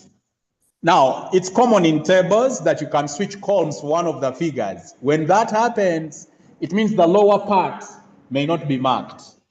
The guy will only be looking there for where to place a mark, but not to mark everything. So he will stay in the table. That's why he will mark most of the stuff. So this is what I tell people, that if computations are taking you 5 minutes, let the table take you 10. Because all manipulations are getting done in one go. I don't know if you get me. Okay? You are literally doing so many computations in a table. You are adding, you are subtracting, you are multiplying. Okay, so you take your time. What will this be? 13 million 95,000 x 7.5 million. Okay, guys, I need to tell you how they mark this question. When a question is about computations and a table, each entry in the table earns you a mark. But the entries that you have computed, to an extent, if my answers down are wrong, he will come back here and award me a mark. Okay? So these entries are marked. Don't leave them out. Okay. The first total is what? 43 million plus 160,000 x. And then this one is it 20.5, right? Plus 95,000 x. So guys, what are you doing? What you are doing is you are following the formula he went through to get this figure. We are now going to substitute. Okay? So PNQ naught, the total is 43 million. I wrote so much money here. It should be 43. Okay, so 43 million plus 160,000 x divided by 20.5. I'm not going to go through to the end. I'll leave it here. I know you can accomplish it. This multiplied by 100 gave this guy 199. This is a step I would like to explain. You see, 199 was percent. So someone wants to get here and say percent. And when they write percent, they want to divide by 100. Listen, that percentage symbol stands when this 100 is there. Are we together? As long as it is a simple percent without dividing by 100, this 100 will stand. The moment you say divide by 100, quickly come this side and also say divide by 100. So you eliminate the 100. Momfona, is it clear? This is the thing.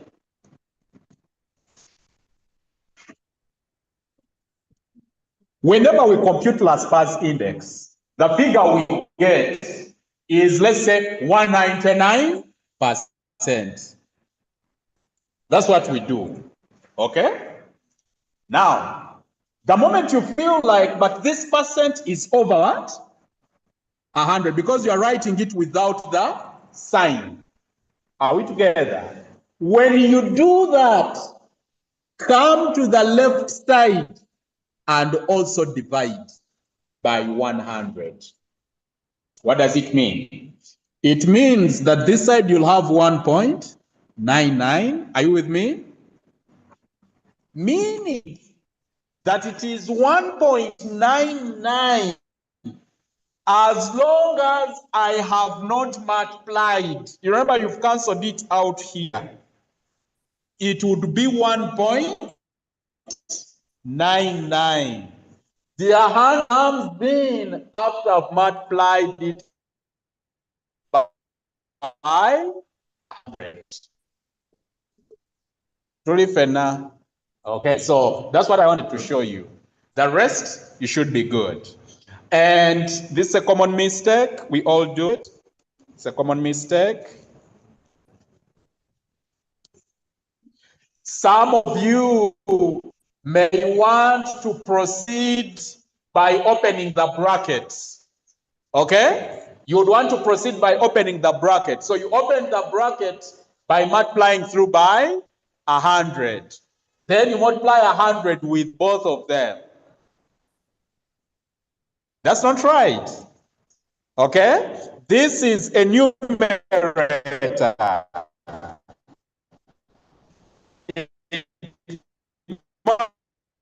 With the one multiplies with the figure below and the 100 with the figure on top. But best way is divide by 100 on both sides. You eliminate that 100, and this will be a decimal. Is it clear? Number 2, the index of the class index was 1.9 without percentage, meaning they did not multiply. So this 100 wasn't there for them to have 1.99.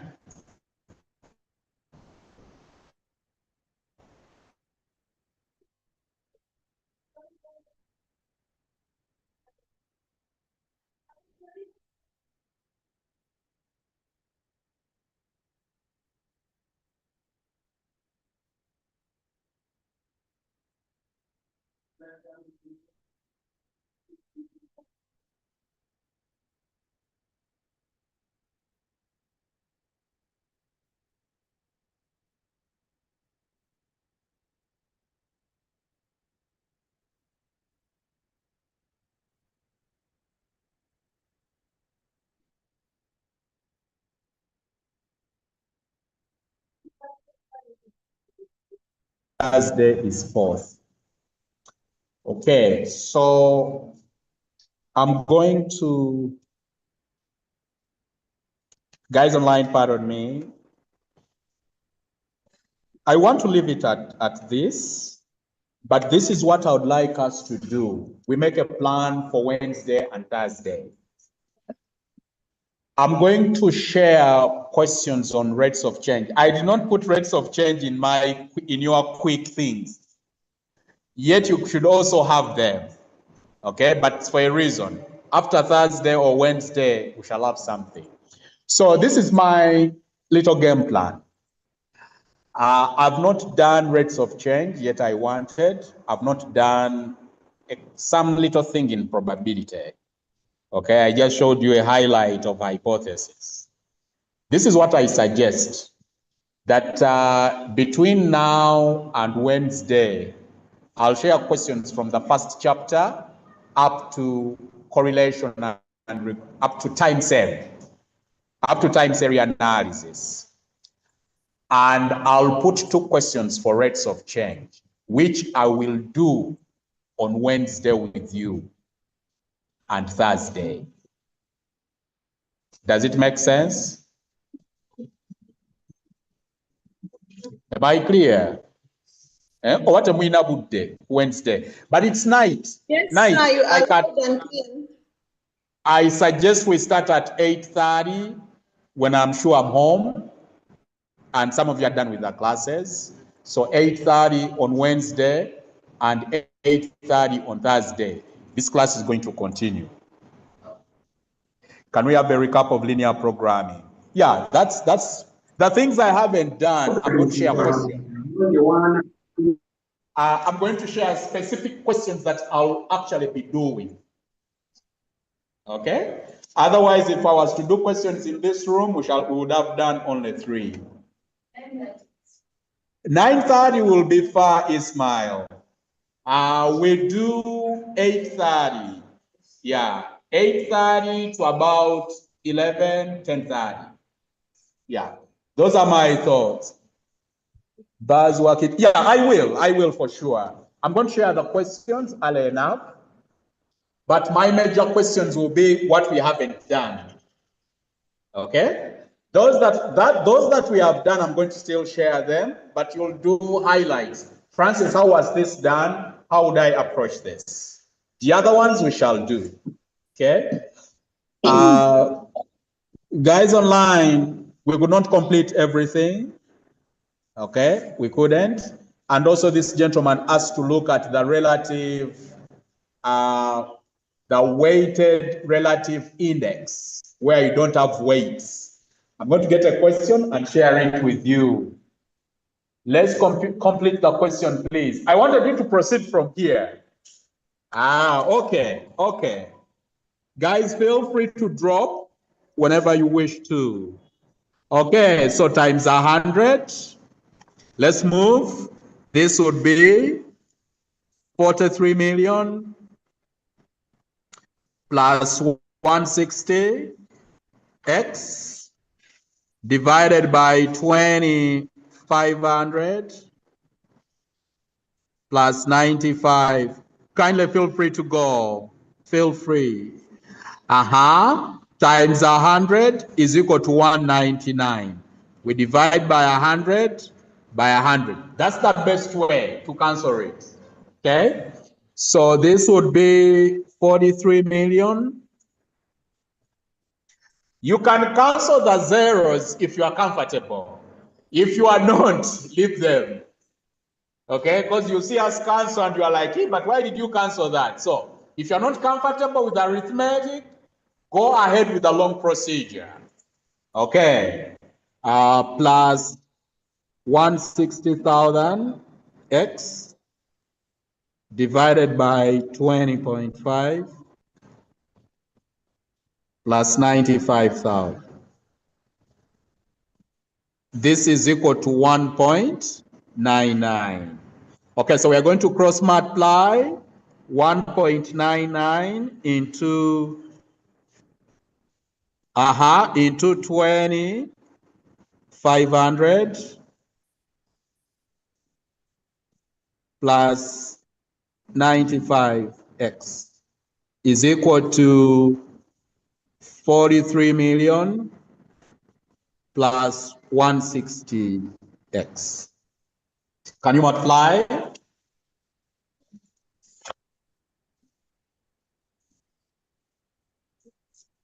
Oh, I may forget this.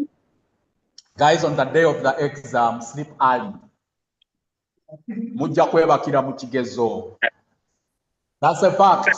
A night before, have enough rest. That's all I can tell you. Be in bed by 10, latest. So do all the activities during the day, but by 10, be in bed. You'd rather wake up early. Okay? Have enough rest. Okay. I felt that should pass. How to? How to get that? How to get the 16? Okay. We shall talk about it. We shall talk about it. We shall talk about, let's first finish this question. Yeah, guys, try to sleep early. Do you know the venue? Okay. Your last discussion with your friends should be at the venue. Try to go to the venue. Okay? Pull a seat, have a cup of tea there with a discussion. So you get used to the place.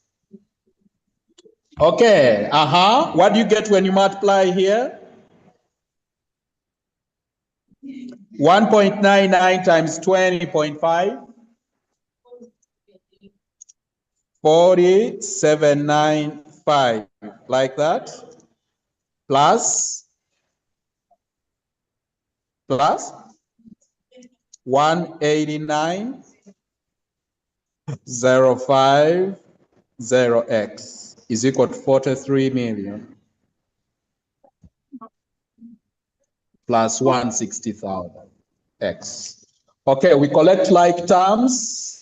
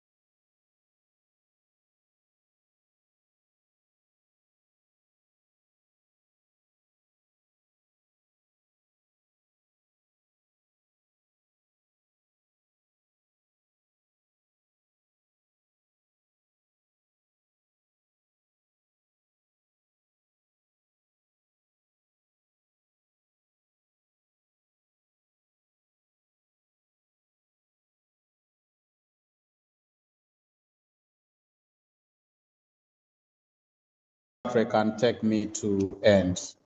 Okay.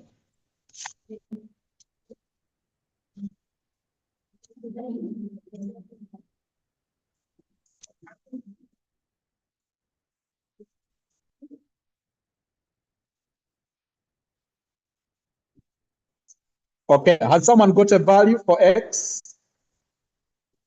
We collect like terms, so we shall have for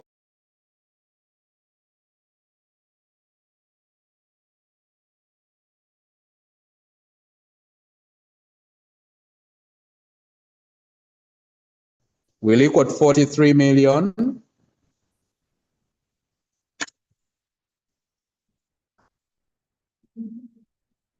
Will equal to 43 million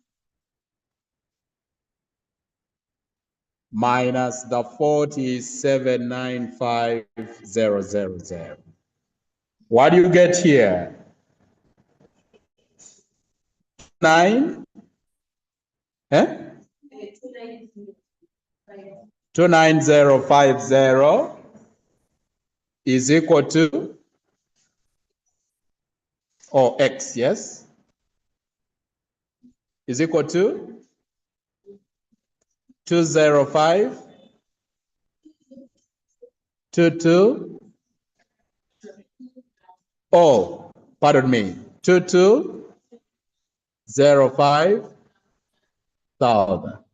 We divide by 29050. 29050. Our X is equal to 75.9. So X was 76. So you start with how he would get that index value. That's all I wanted. Okay. Guys, this is what I'll share. I'll share measures of location.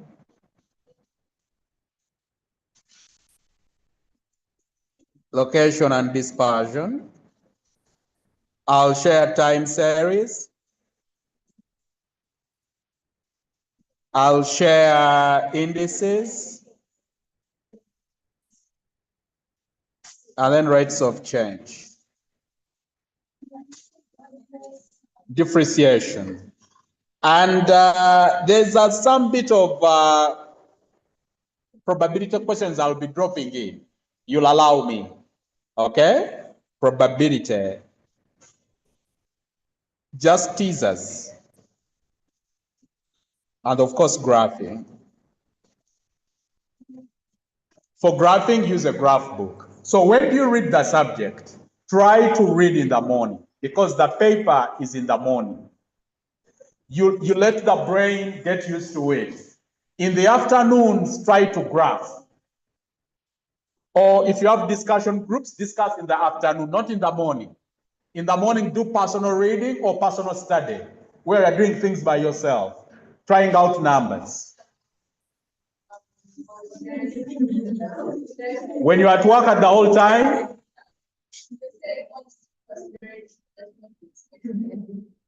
no, those who have it, a plan for evening, it will be practicing questions, surely. It will be practicing questions. And when you feel like you're fatigued, you can get into a discussion group. Yeah. Read when you are fresh. Like, don't say, Kastanko, you can make it subject. It doesn't work that way. And then the way subjects are arranged, if it's accounting is in the afternoon, make sure you read it in the afternoon. You let the brain get used. The calculator you are using now, the pen you are using now should be a similar thing.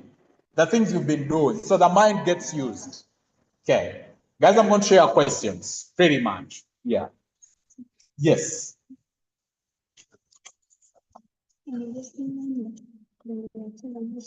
Yeah, and then the question to do with actually the guy highlighted it, the row reduction. We shall also do it.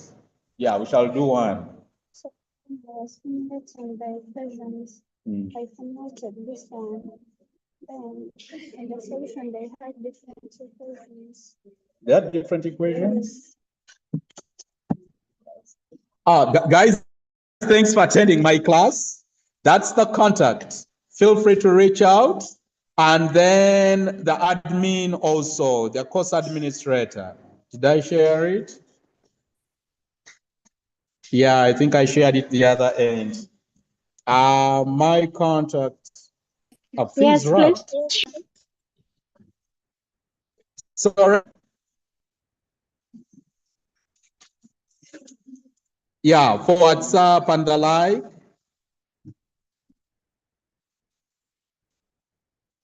You can use those. Okay.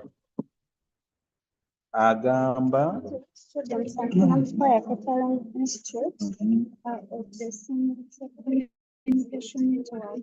All these first of students minutes. Every text message costs shilling each.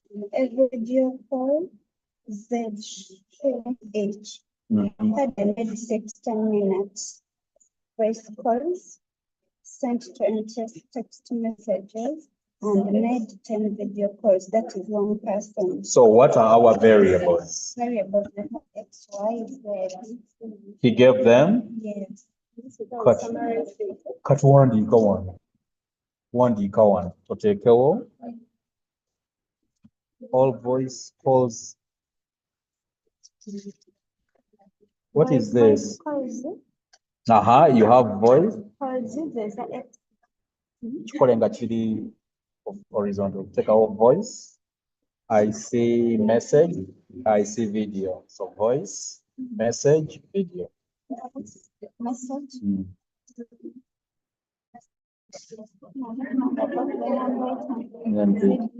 No, so it's clear. I then want to take out total.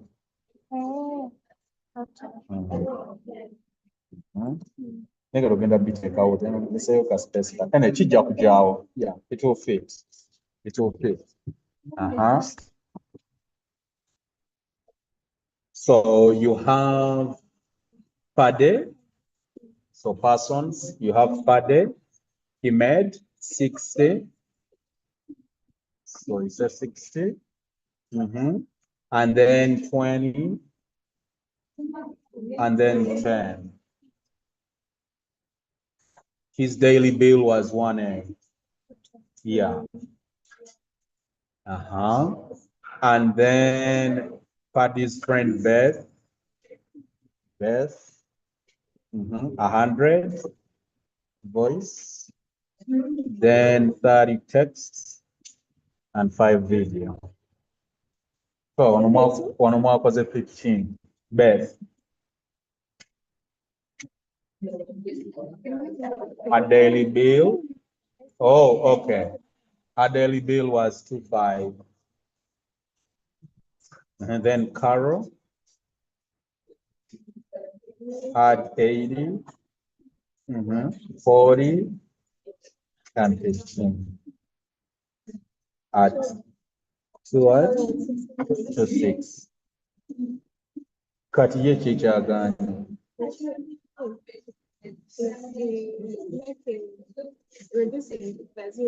No, just a second. Zinozarina. This is. Our solution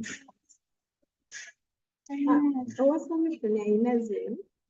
But remember, we wanted to make Z the subject. No, 1 second. Arinazino, did you formulate the same? Yes. Okay, so let's work with what moves. There was anybody different. Our idea is okay. It's okay. So 60x.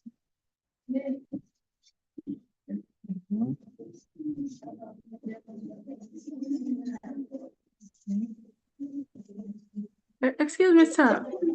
Yes, please. Yes. Kind of remind me. We plot frequency density against the upper class boundaries. If you are doing a frequency, if you're doing the histogram. Thank you. Yeah. And then you just connect the bars. Okay. Now. Sometimes you can even reduce them. What's the common divisor here? Isn't it a 10? 1. Common divisor. See 10? Mm-hmm. Mm-hmm. One common divisor. Yeah, mweno good. 85. So divide through by 5. 20. Plus 6y plus z is equal to 500. One common divisor.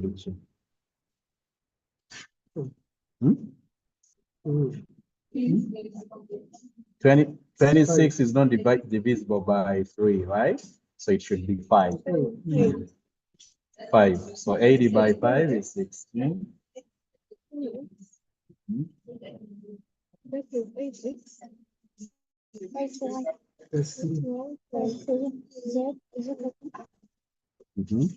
Come again?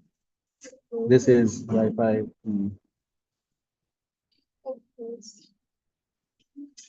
Kakati.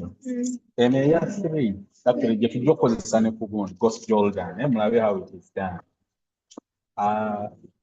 What you do, you want to reduce these into one equation with one unknown. So you can say it's first reduce to 2, then to 1. Then I draw 1 that you can call this equation 1, equation 2, equation 3. On another note, I think I would have preferred to leave it here so you see what is done, because you may not have the chance to see common divisors. Different divisors on different equations. Yeah, ngobe tukoze. Eneba de 10, eneba de 5, eneba de 3, eneba de 5. Yeah. Kubanga wachaga for reducing this to just 0. Then here we try to just reduce the same, and here we try to reduce the same. Okay. Oyine ekitabo ekirala tuwandike wano nga tulabawo. Number. I'd like us to write when you see, you can see this.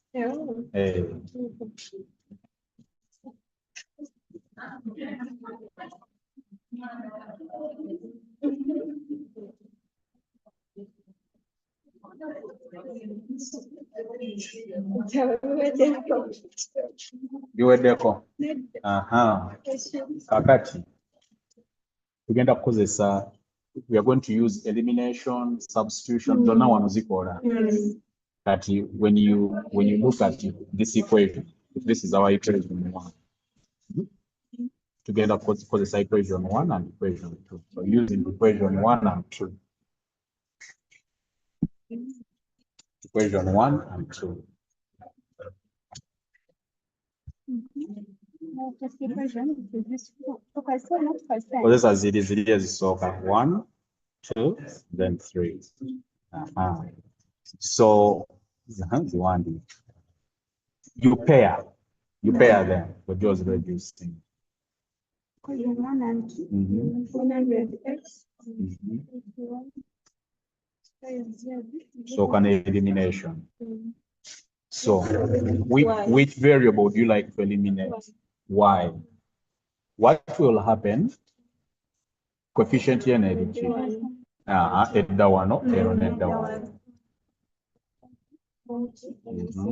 This is 1,800. 600. 300. 55. 55. Then this one, 2,000. 600. 104. 104. 50. 50,000. And then 1 minus. This minus this. Negative 200.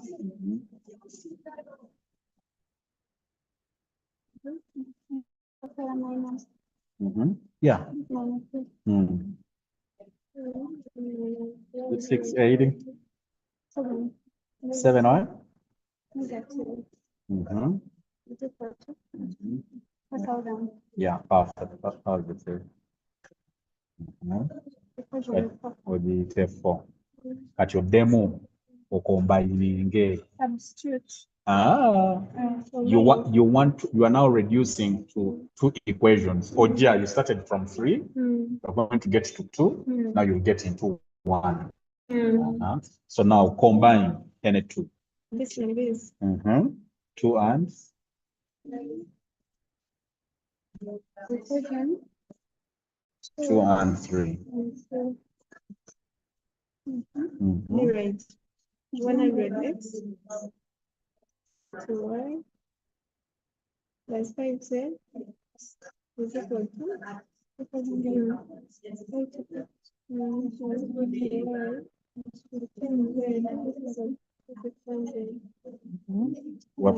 Which one are you eliminating? The thing is, you have to be consistent with what you're eliminating. What you eliminated here is the same thing you're going to eliminate here. So that now you're going to have the unknowns being the same in the 2 equations.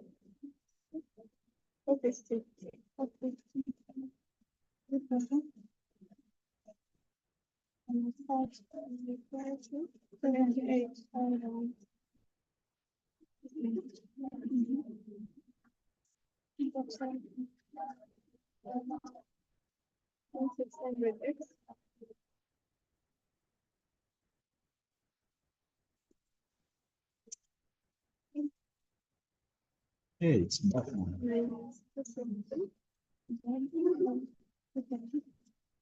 Which question was this? August 2024.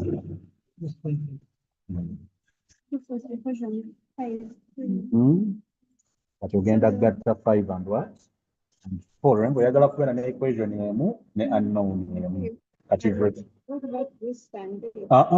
you are done. That we've been combining. As long as you can reduce from 3 now to 2, you are good. So you now have 2 equations. That's why I get up equation. All these equations have been involved in each other. So now 4, and we can combine this and this. Thank you. 4 and 5. Negative 200. No, you get the chocolate. Minus 7 to x. Then this is equal to. Then even this one. 600x minus 250z is equal to. So we can eliminate 1. Let's eliminate z. Eliminate z.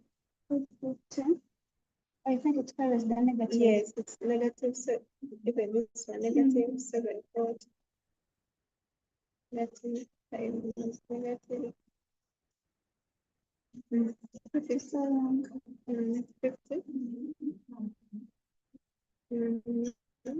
Negative 25. Plus.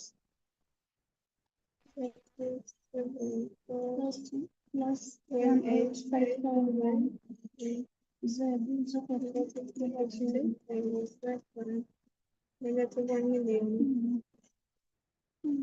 Zona nene. So negative 740 times 1,600. So this one. -11845 x plus and the first one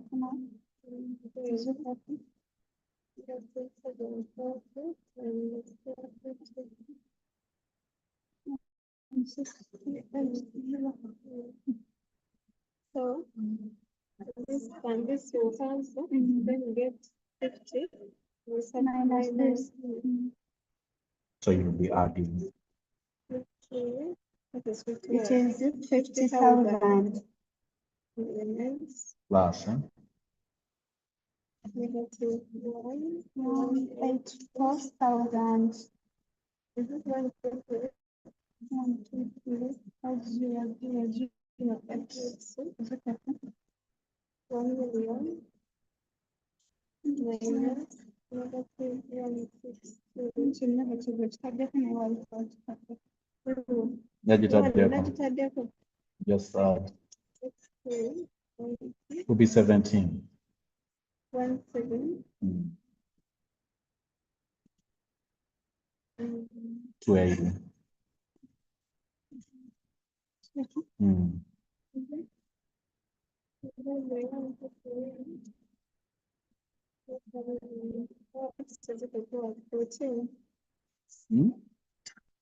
14. Got to go back, fill in. We substitute equation for to get Z. Negative minus 14 minus 740 is equal to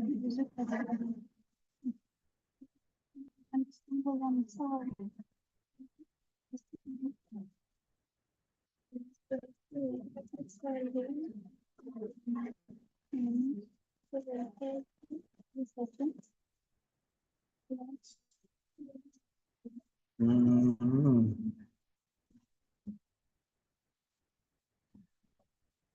Why is it a negative?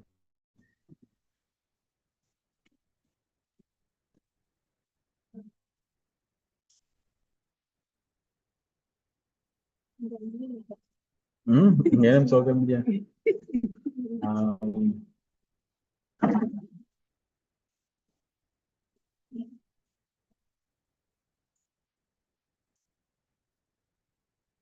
Why is it a negative?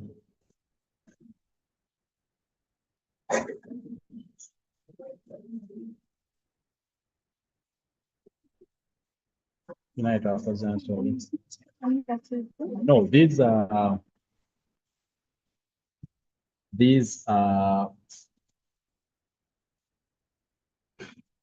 always, it's a course. It's a course YX. I don't know why we have a negative. Oh, it represents solving. Oh, it represents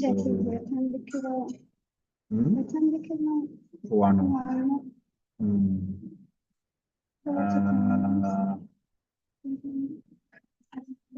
This is 2,000. This is 300. I think it is here. It is here. This is 52. Like when you get what? Yeah, this is 5 or 52.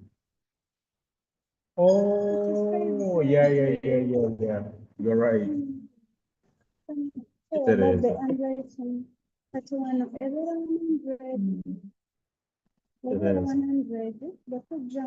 That will be positive. Plus 200. That we choose. Then we have a day involved. Walala oneno. John affecting the So it is.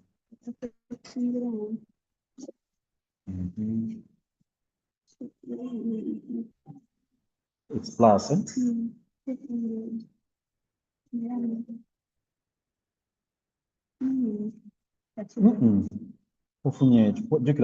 are multiplying. We are multiplying 9 with the Z.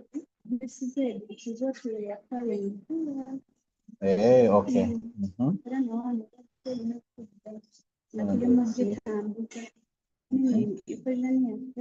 over 200 Z.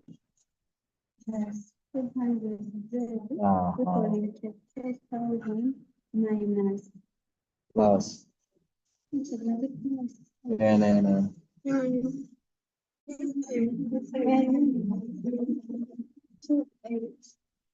When 200 Z is equal to 6,800.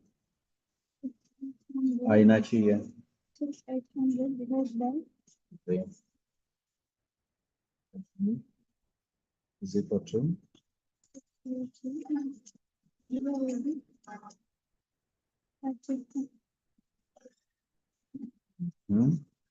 Take no 1 in X.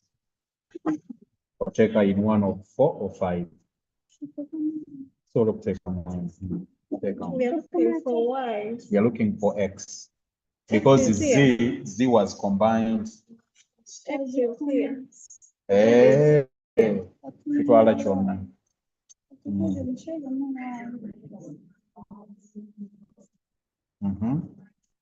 Erimu Y, pick N. 60X. Hey, you still use them. For the original functions, not they come. So you'd go and pick this, not there comes not value result. Solution here.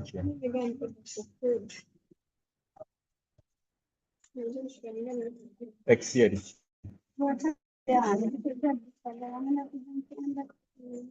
Yeah, imagine.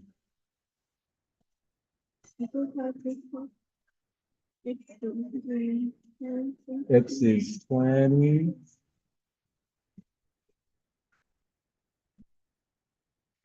So when we say this alternative where we have what? This one. Is it reduced? Yes, it's reduced. Nyingi. Drive to this. And that we're reducing about it is this minus this.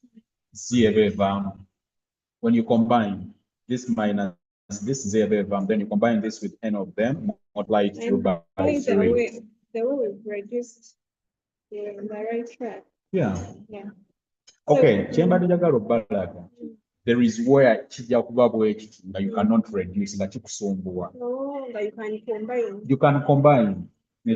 So it's just a manipulation somewhere. Okay. But we know it causes so big. Yeah, it's just a slight mistake.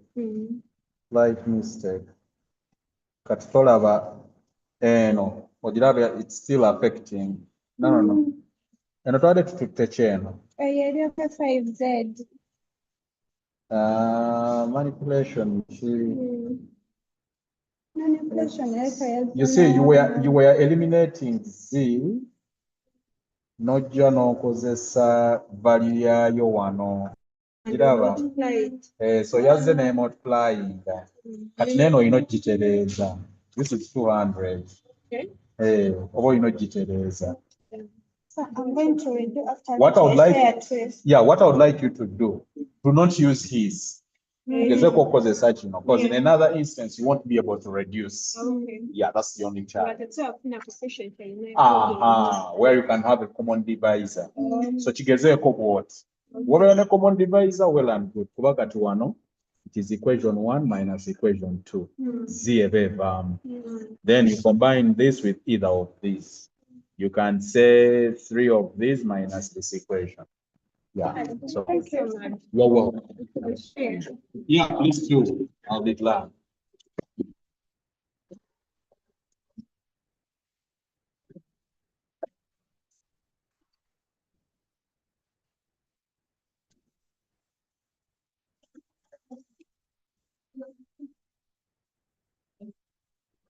Yeah, guys online, thanks for attending our class. Until then, bye for now.